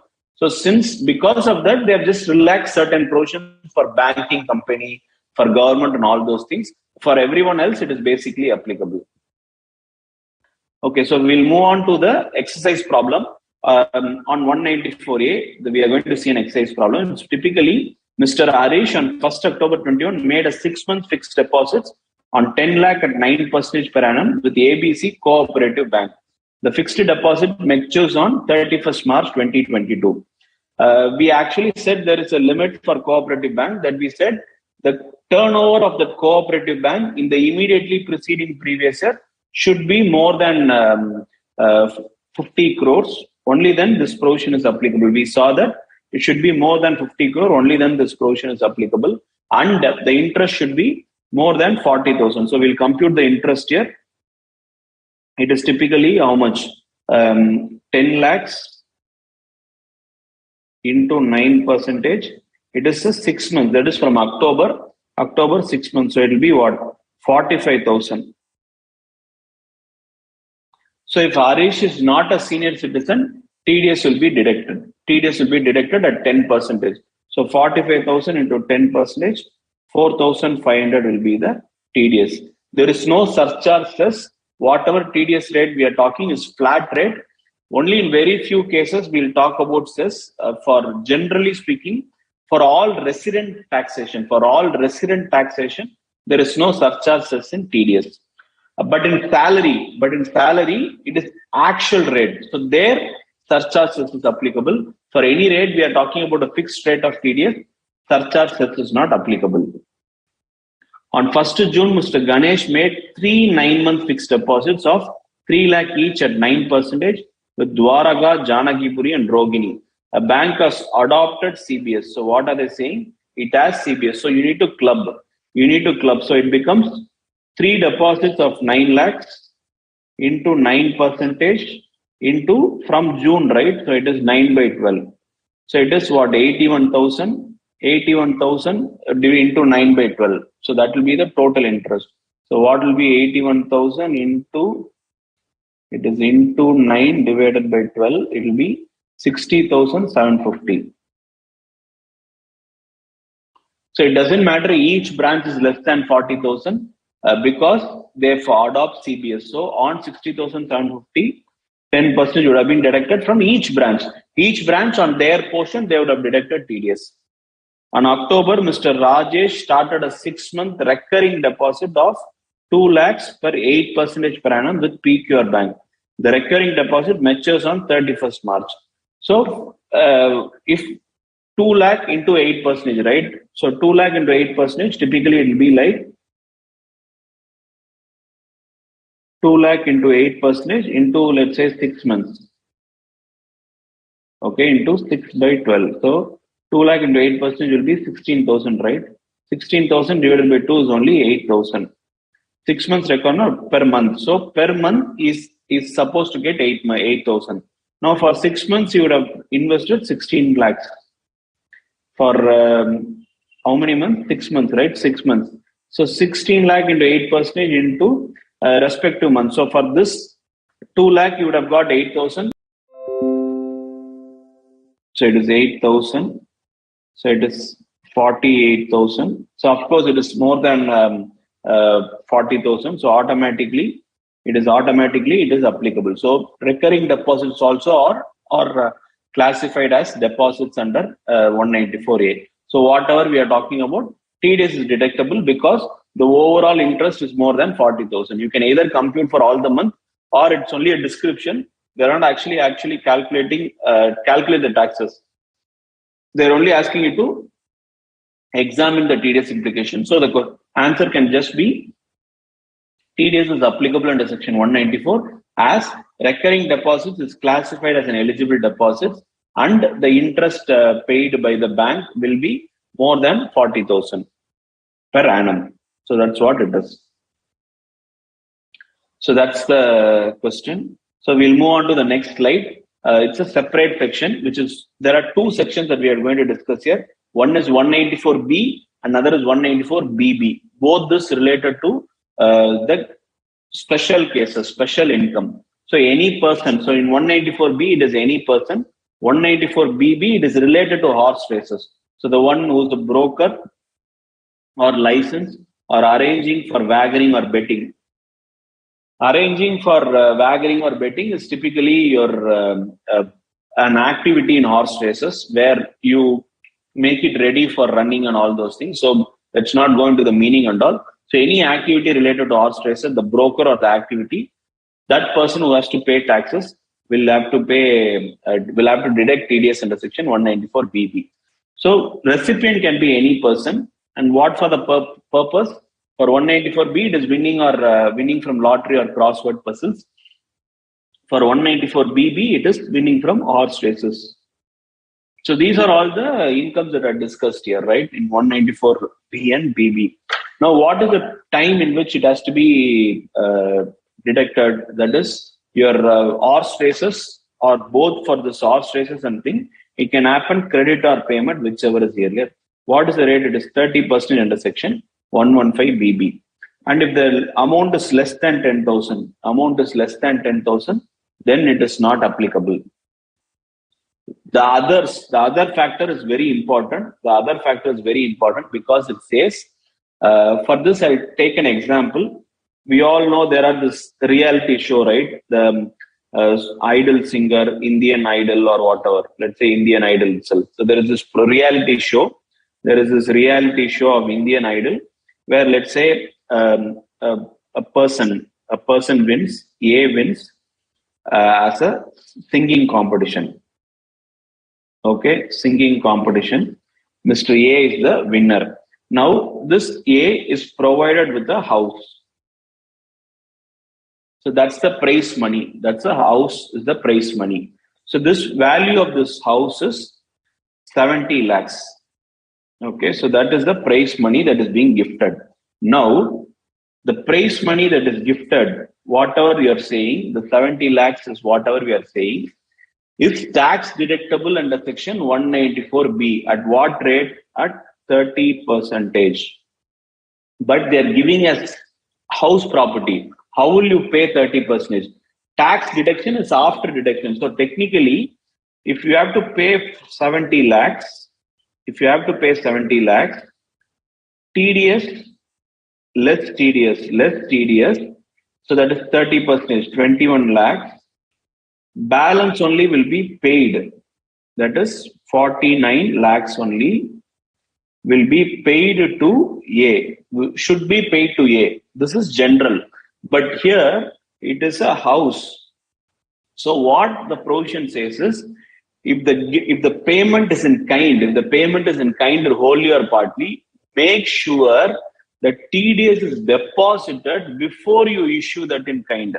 So before issuing this house property, before this, pay tax of 21 lakhs. So technically, they will collect 21 lakhs from A. And then deposit. So that's what they are actually saying. So winnings may be wholly in kind or partly in cash, but payer shall remit TDS before releasing the winning. So before actually giving the house, not about the stage. Stage is generally just saying that you are eligible for house property.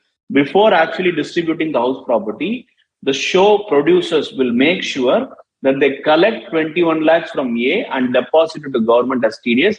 Only then hand over the property.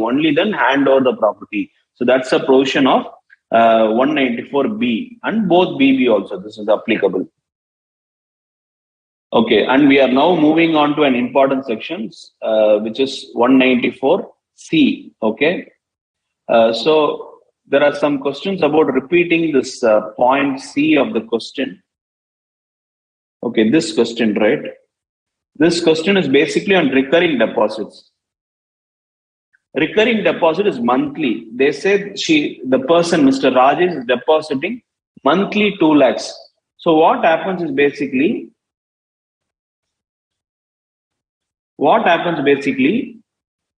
in October 21, I'll deposit 2 lakhs. For this, I'll have 8% interest for 6 by 12, right? 6 by 12. For November 21, I'll again make 2 lakhs. For here, it will be 5 by 12. So typically, my per month interest will be 2 lakh divided by 12. So that will be my per month interest. Correct? My per month interest will be 16,660. It is 8% per annum. So it will be 8 by 12, 8 by 12. The rate of interest is per month, right? So we are going to calculate it for whatever is there for the year. So typically for 2 lakhs money. So for 2 lakhs, the interest rate is 8% per annum. So which means for 1 month, it will be how much? So for 1 month, it will be 1,333 per month. Correct? So this will be the total interest. So now for 6 months, it will be 8,000. For 5 months, it will be 6,667. And for December,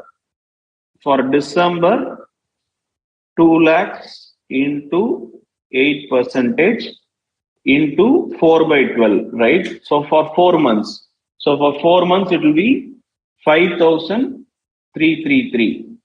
And for January, 2 lakhs into 8% into 3 by 12, which will be 4,000. And then you will have February 2022, 2 lakhs into 8% into 2 by 12. So that will be 2,666. And finally, March also is depositing another 2 lakhs into 8% into 1 by 12. So this will be 1,333, correct? So its total interest is what this solve. So it is for 11, 15, 18, 20, 21 months. So its total interest will be typically around 28,000. So I guess my working is correct. So since this 28,000 is less than 40,000, there is no TDS on this point. So this point, there is no TDS on this point. Here, TDS is applicable. For here also, TDS is applicable. So in the first and second, TDS is applicable. For the third thing, TDS is not applicable because the overall interest will be less than 28,000. We have calculated in a manner that it is monthly 2 lakhs. We'll have to take monthly interest proportionate period for the entire period. So that is how we compute. So hope now it is clear.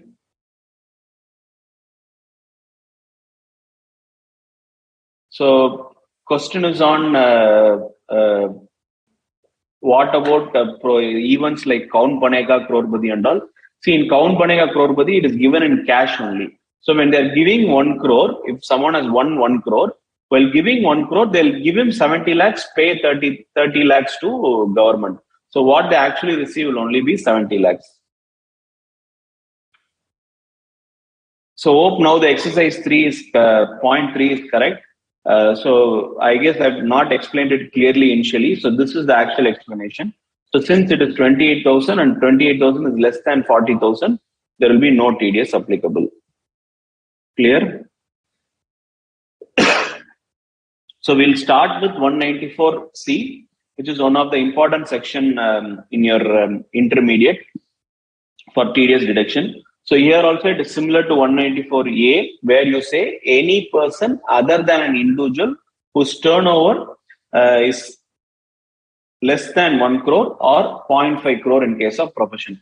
So it is not applicable to an individual HUF whose turnover is less than 1 crore or less than 50 lakhs in the immediately preceding previous year. Any person, the payee will be any resident. It will be a contract work. Credit or payment, whichever is earlier. So that is the time in which it is deducted. The rate is 1% in case of HUF, individual HUF, 2% in case of any other person.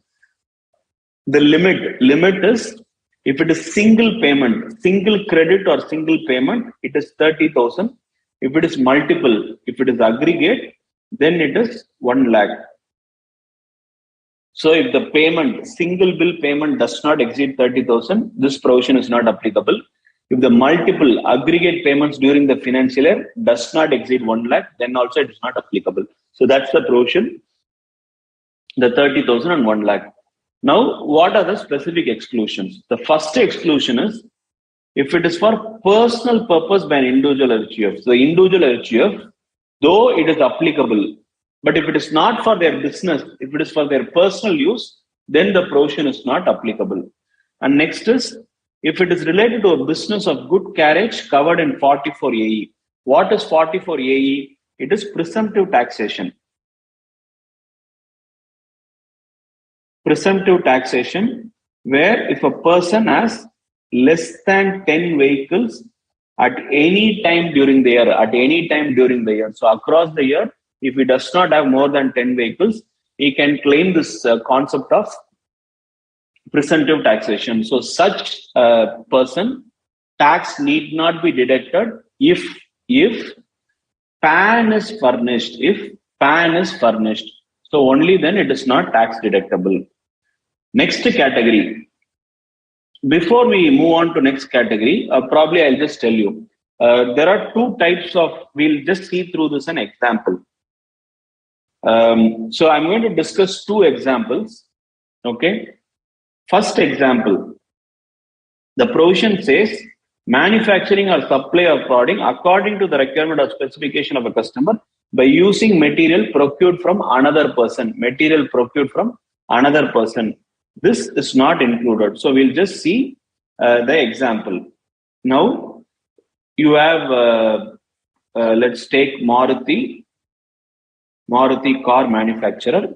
Now they want tires. So they are giving it to Apollo Tires an order. So Maruti is giving design on how they wanted the tire to have. Okay, they are giving a design.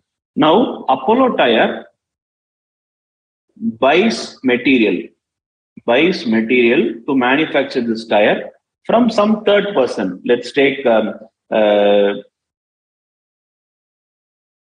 Fair Limited. I'm just coming out the name, Fair Limited. So Apollo Tire is buying materials from Fair Limited. Now, this is what? This process is manufacturing. Okay, this process is manufacturing, right? Apollo Tire is buying material from a third person, manufacturing, providing the goods, selling the goods, sale. Okay, selling the goods to Maruti company for cars. This is manufacturing. Now we'll take the same example.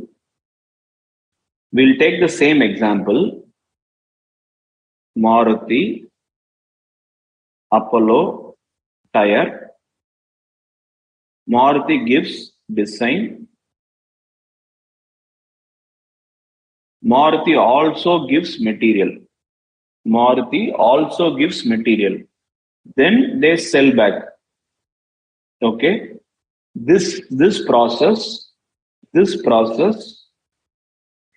manufacturing only, because Apollo Tire is manufacturing. But what kind of job work? Kind of contract work. So I myself am giving the material, design, asking him to manufacture and give it back to me. So this is called contract work. Now 194C is not applicable here. 194C is applicable here. So this is the provision. 194C is not applicable for general manufacturing. 194C is only applicable where manufacturing is kind of a job work or contract work. What do you mean by job work or contract work? You have given the material, you have asked them to manufacture in the design and specification you want. If that is the case, then it is job work or contract work, which is applicable under 194C. Clear? So this is what the thing. So this is the first case. The second case, this case, payment by broadcaster or television channel to production houses where only the telecasting right is acquired and content is already produced. Now, we'll go to the same example. Okay. I'm going to replace certain terms. Imagine this as Star TV. Okay. Imagine this as Star TV instead of Maruti. Now, there is a production house called, I hope many of you would be seen Big Boss, right? The reality show. Now, let's take this example. It is produced by some Endemol. It's just an example. So, this Endemol produces Big Boss. What show? It produces Big Boss.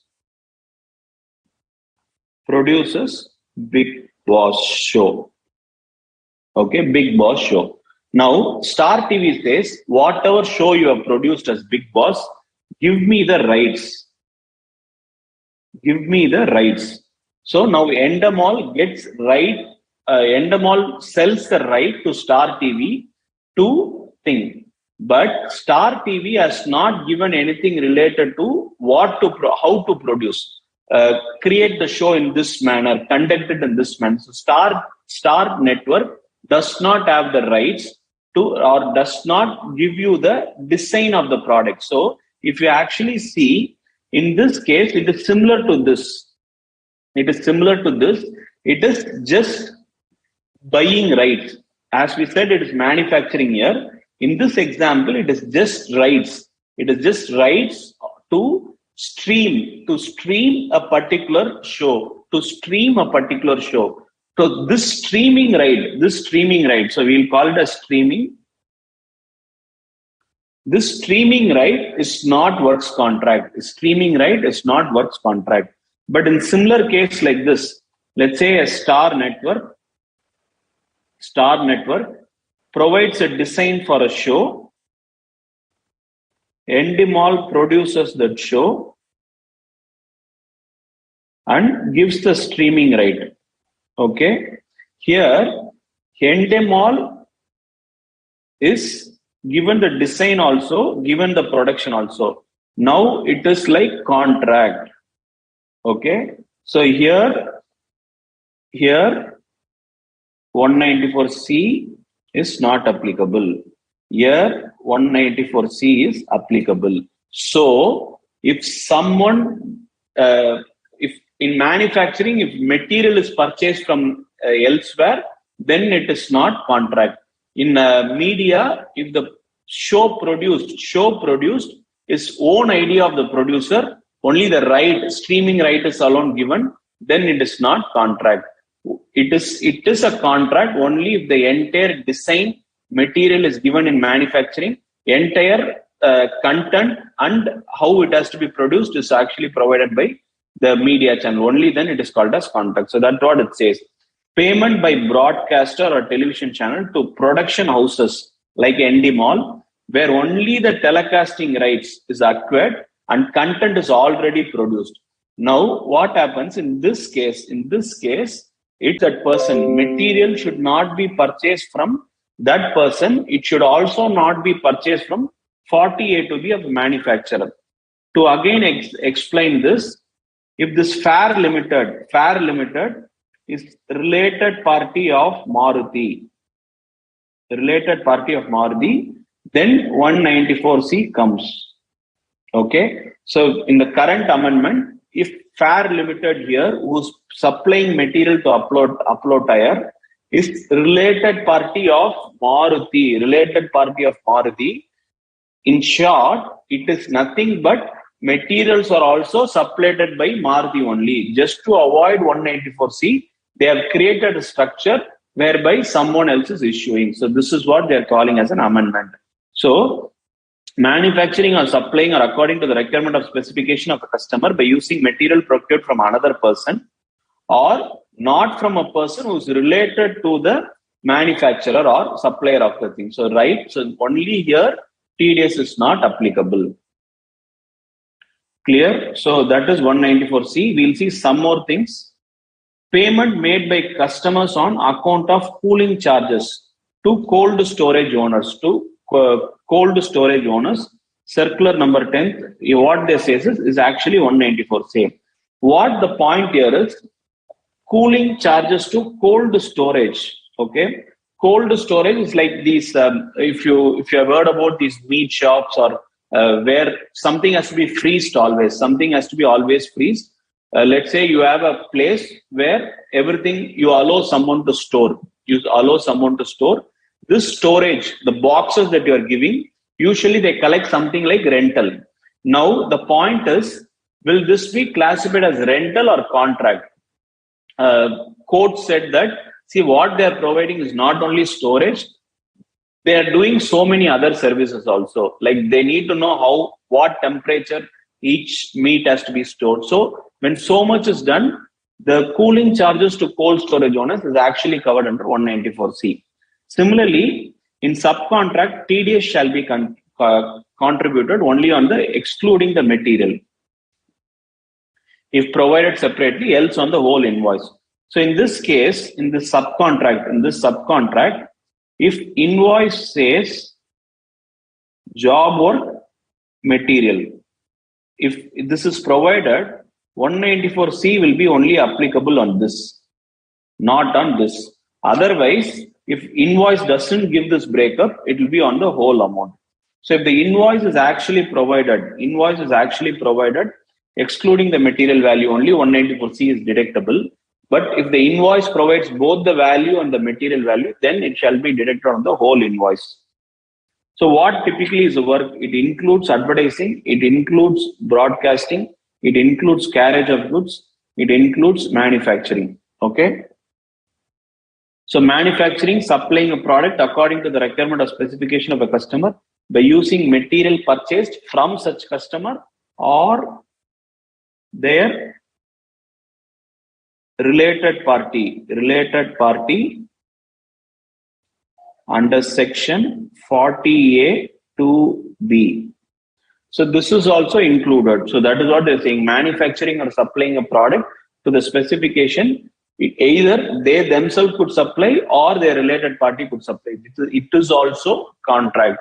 So that is 194C. We'll see a small example and then I'll take some questions for 194C. So typically ABC Limited makes the following payments to X contractor. So typically how much are they paying? 20,000 plus 25,000 plus 28,000. On 1/3, a payment of 30,000 is due. 30,000 is due plus 30,000. Now we said up to 30,000, it is does not exceed 30,000. Now if you actually see the total payment, 45, 65, 73 is 1,03,000. So the rule was actually single payment less than or equal to 30,000, multiple payment less than or equal to 1 lakh. Now this falls under this. It has crossed 1 lakh. So TDS must be deducted on the whole amount, on the entire 1 lakh amount only. It is not only on this amount.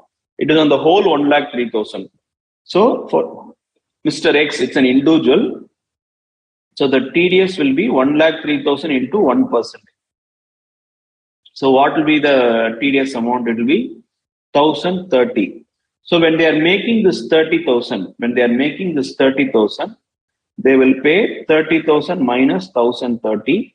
That will be what? 28,970 will be paid to Mr. X in the last payment. So these are all already paid. So whatever is paid at this point in time, TDS will be deducted for the whole. So it is not up to 30,000 no TDS, after 30,000 TDS there. It is after 30,000, the whole amount will be subject to TDS. So I'll take up some questions.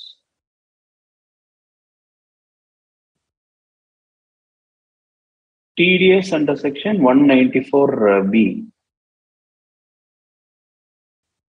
So whatever TDS is actually deducted, whatever is there, you can claim it as while filing return of income.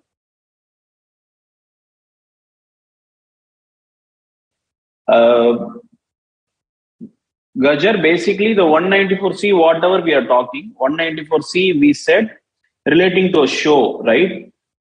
We'll keep it this manner. If a producer produces something, only the streaming right is sold, 194C is not applicable. But if the producer is guided, the content, everything is provided only by the broadcasting or the television provider, and he asks someone to produce and he streams it. In this case, TDS is applicable. So broadcasting comes under 194C also. That is also covered as TDS. So I'll just go through the exceptions just for the sake of repeating. If it's personal, it is not applicable. Even for individual and HUF for whom this provision is applicable, if it is for personal purpose, TDS is not applicable. Goods carriage covered under section 44AE, where it is less than 10 goods at any point in time, TDS is not applicable. The another two categories, job work of manufacturing alone is covered. Job work by providing design and material. So when a manufacturer provides design and material to the other person, then it is tax deductible. When you say material, it could either be provided by the same person or the related party of that person. So TDS is applicable. For broadcasting, if a television or a broadcaster obtains only the streaming right, obtains only the right to stream, then it is not there. So probably I'll explain with another example for manufacturing. I guess many of you are confused. So basically, again, I'll tell you, I'll take something else. Let's say cloth manufacturer, shirt manufacturer, okay? They're manufacturing shirt. He gives a design to A. And cloth, he also gives the material, the let's say cotton. He also gives the cotton material to A and say, you manufacture a shirt, add my brand, and sell it to me. Okay. This is one contract. The shirt cloth provides the design, also the material, and just asks to add the brand, then it becomes a thing. Whereas if cloth gives the design, but the material is purchased from someone else who's not, B is also not related party of this person. So in that case, 194C is not applicable. So these are the thing for this. This is what 194C is about. So the exclusion that we are talking here, manufacturing and supplying a product according to the requirement or specification of a customer by using material procured from another person. So this is what the exception is. So as I told you, cold storage owner, rental provided. So whatever charges are being paid to the cold storage owners, it is applicable under 194C only. And where an invoice has both material and the job work, TDS is only restricted to the job work, not on the material.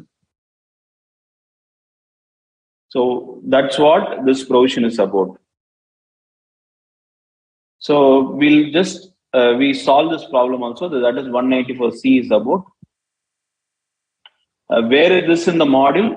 Obviously, these examples would not have been given, but the provision of manufacturing and broadcasting is explained under section 194C itself. When is TDS applicable?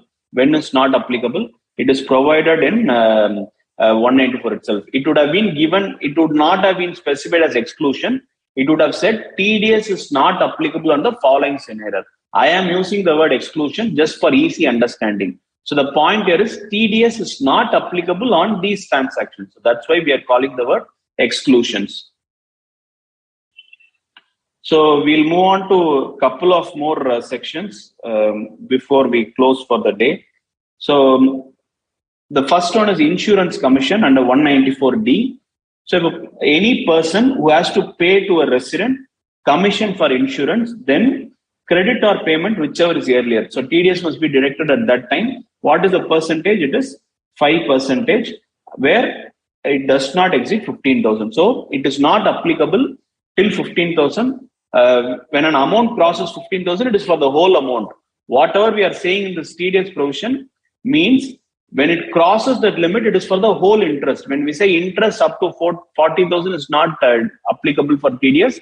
If the interest is 45,000, TDS is applied on 45,000, not on 5,000. Similarly, here also, when we say does not exceed 15,000, if the amount exceeds 15,000, the whole amount is what TDS must be deducted.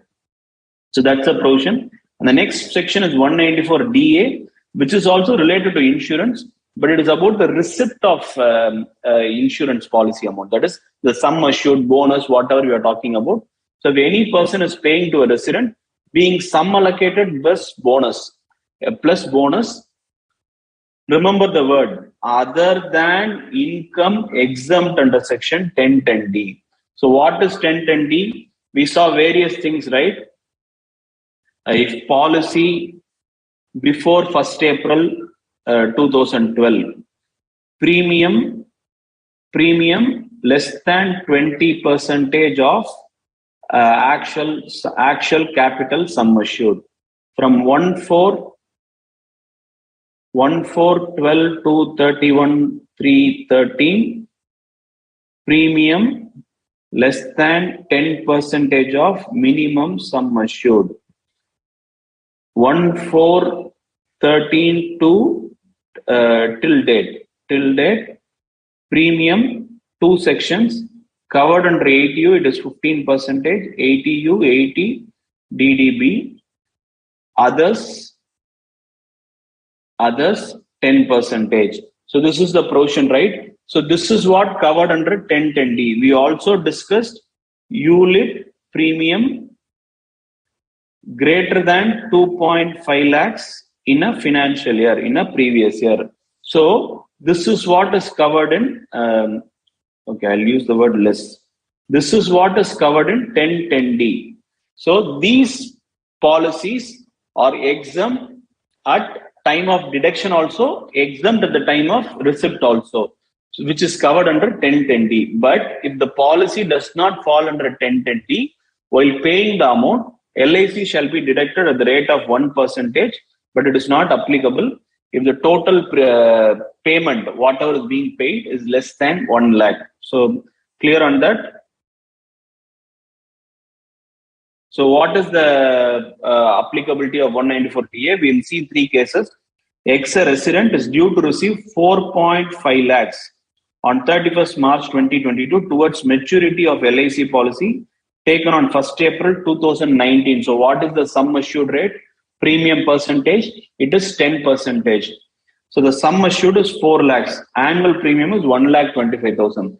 Now the question comes, should we apply 15% or 10%, right? Because we do not know whether the person falls under ATU or ATDDB. But here there is no confusion, because even if I apply 15%, it is only 60,000. So the premium is more than 10% also, 15% also. So at any point in time, this is not exempt. Not exempt under 1010D, right? So it is not exempt under section 1010D. So the entire 4.5 lakhs will be tax deducted at what percentage? 1%. So 1% will be held, right? 1% will be held, will be deducted, and only the balance will be paid by the insurance company. Next question. Ex-resident is due to receive 3.95 lakhs on LIC policy taken on 31st March. Sum assured is 3.5 lakhs.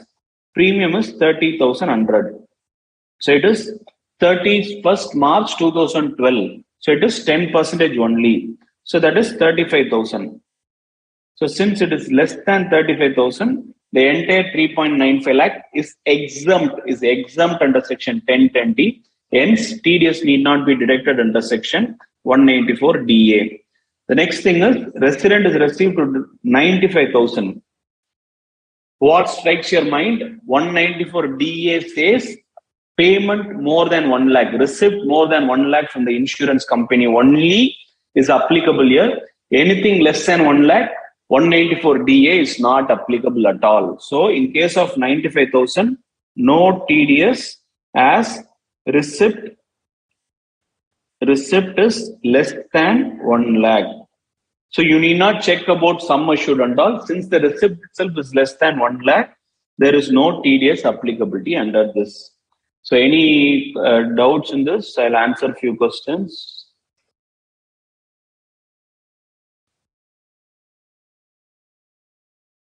Yeah, the rate is 5% in case of LIC insurance.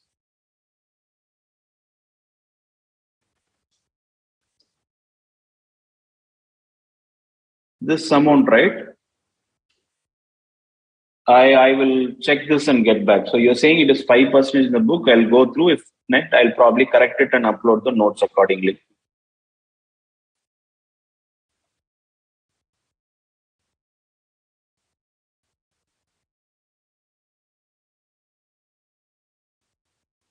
So this is basically 5%, right? 5%. So I'll accordingly correct it and upload it. And sorry of the thing. So here, as we said, it is 5% should be deducted here. So this is the rate for 194 DA. Thanks, Ankit. So that will be that for 194 DA. The last section we'll cover for the day is 194E. 194E is basically non-resident sportsman or sports association. So far, whatever we have mostly been seeing is for resident. So 194E is exclusively for non-resident. So the payer is any person is being paid to three categories: non-resident sportsman, entertainer, sports association. Okay, these are the three categories that you're talking about. When you say the sportsman, entertainer, and sports association, we are talking about a person who's not a citizen of India, who's not a citizen of India. Okay, so that is not a citizen of India. So that's the person who are covered here. So what do you mean by sportsman? It includes an athlete, and he is not a citizen of India and a non-resident. He is participating in a game. Let's take IPL, foreign players come and play here. So they become like a sportsman participating in India, other than crossword puzzle, horse race, etc. Because that is a separate section. So advertisement. He could also act in advertisement. He's a foreign non-resident, just acting in an advertisement. He's contributing any article. He's writing an article in a newspaper. Let's take any player for that matter. Possibly a cricket player, an Australian cricket player is writing a news article for an Indian newspaper. Whatever this Indian newspaper is paying to that Australian cricketer will be subject to this. So that is sports person. So you could either play or act in advertisements or write articles. So for all these things, if any payment is made, TDS must be deducted under section 194E. For a non-resident sports association or institution, so when you say non-resident sports association, it's like Australian Cricket Board, Australian Cricket Board, or England Cricket Board. So all these cricket boards or whatever organization, it could be any sport, it's an association. So if money is being paid to such association, then TDS must be deducted. Entertainer who's not a citizen of India and a non-resident, income received from his performance in India. Let's say there is a grand event organized from one of the artists outside India. It could be anyone. They're coming and performing here. It could be a person who's coming and performing here in India. So any payment made to such entertainer, the singer or the musician, whoever it is, then for such person, TDS must be deducted. So it is credit or payment, whichever is earlier. Rate is 20.8, which is nothing but 20% plus 4% of cess. So that is how it is 20.8%. So this is the provision. So when a non-resident sportsman or entertainer or association is being paid money for playing, acting in advertisement, writing an article for sports person, entertaining for entertainer, and for respect to sports association, payment, any payment in relation to the sport that they played. Let's say the Cricket World Cup is happening. Cricket World Cup is happening in India. Australia is coming and playing in India. For Australia coming and playing in India, if Indian government is paying any money to Australian Cricket Board, it is applicable. So typically, any payment to that sports association for sport being played in India, then it is applicable. In all these sections, what is not applicable is games related to crossword, puzzle, horse race, etc. are not covered, because we saw a separate section 194B and 194BB, right? So that's the provision. So this is the provision of 20.8. We'll see a small illustration alone. Let's say a payment is made to Ricky Ponting, an Australian cricketer, being a non-resident, for contributing a news article. So this 25,000, there is no limit, right? So 25,000 into 20.8%. You only need to see whether Ricky Ponting is a citizen of India. No. Is he a non-resident? Yes. So in this case, 25,000 and 20.8% will be the TDS. So that's the provision. So we'll see some of the multiple choice questions to refresh our knowledge on whatever we understood today. Ashwin doing manufacture and wholesale trade has recorded a turnover of 1 crore 5 lakhs in previous year 2021 and 95 lakhs in 21-22. What would be the TDS for previous year 2021 on the following transaction? Interest paid to UCO Bank 41,000, interest paid to Directors Loan 24,000, and contract payment to Raj 44,000, which is two bills. One is 24,000 and 20,000. So we'll see the options available. As I told you, without option, we should know the answer. So what we'll do is, we will just understand how it works. Now the first question is, for an individual, when is TDS applicable in case of what you call the interest on securities and contract for both 194A and 194C? When is TDS applicable to an individual? It is applicable when his turnover is greater than 1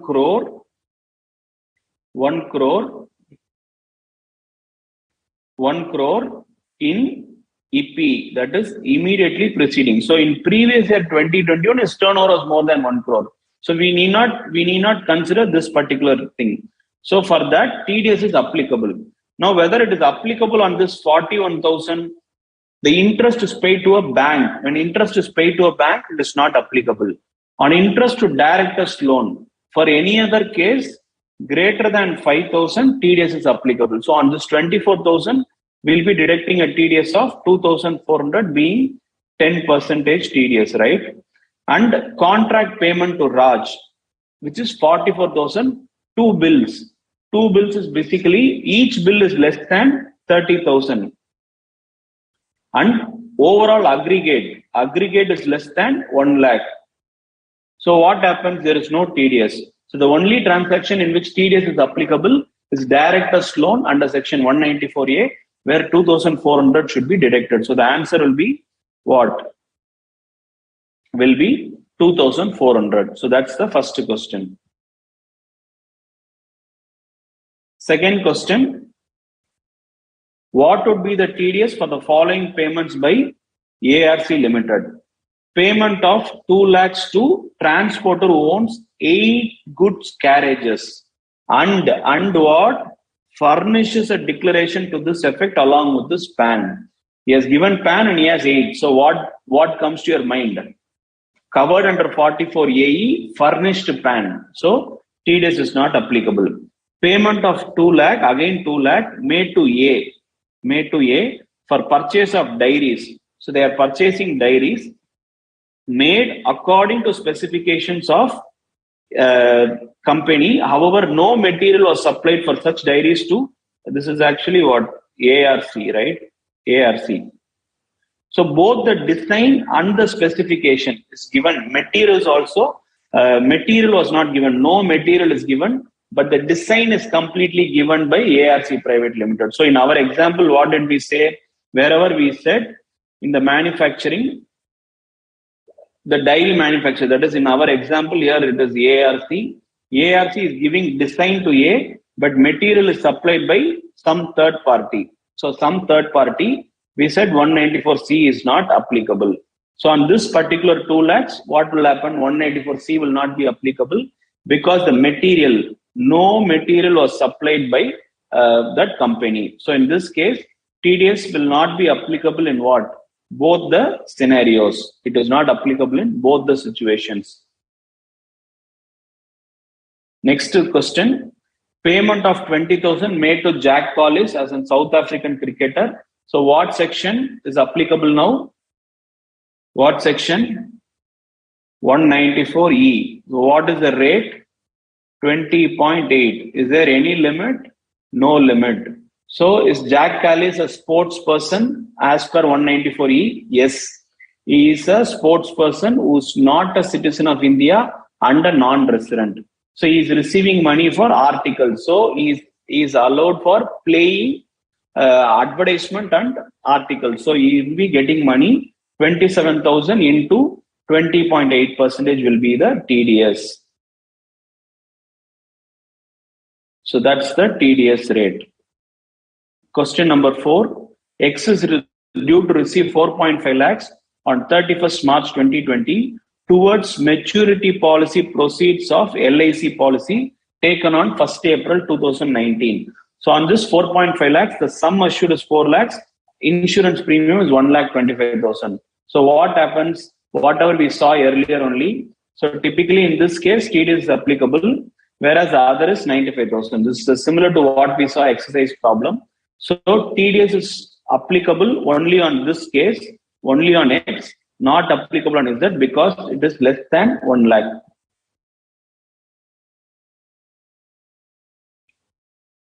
Mr. Stephen was born on 1st April 1962. During previous year 21-22, he receives interest for 45,000 from ICICI Bank. What would be the tax deducted? Now the question is more about whether he is a senior citizen or not.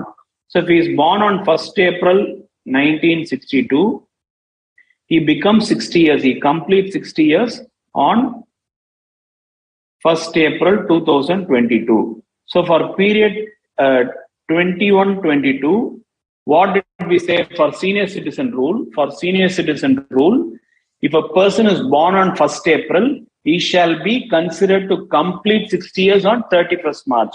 So as per the provision, on 31st March 2022, he is 60 years, which means the limit becomes 50,000 and not 40,000. 50,000 and not 40,000. So the TDS would be no TDS because the limit is less than 50,000. So I'll just see if there are any questions. If not, we'll just wind up.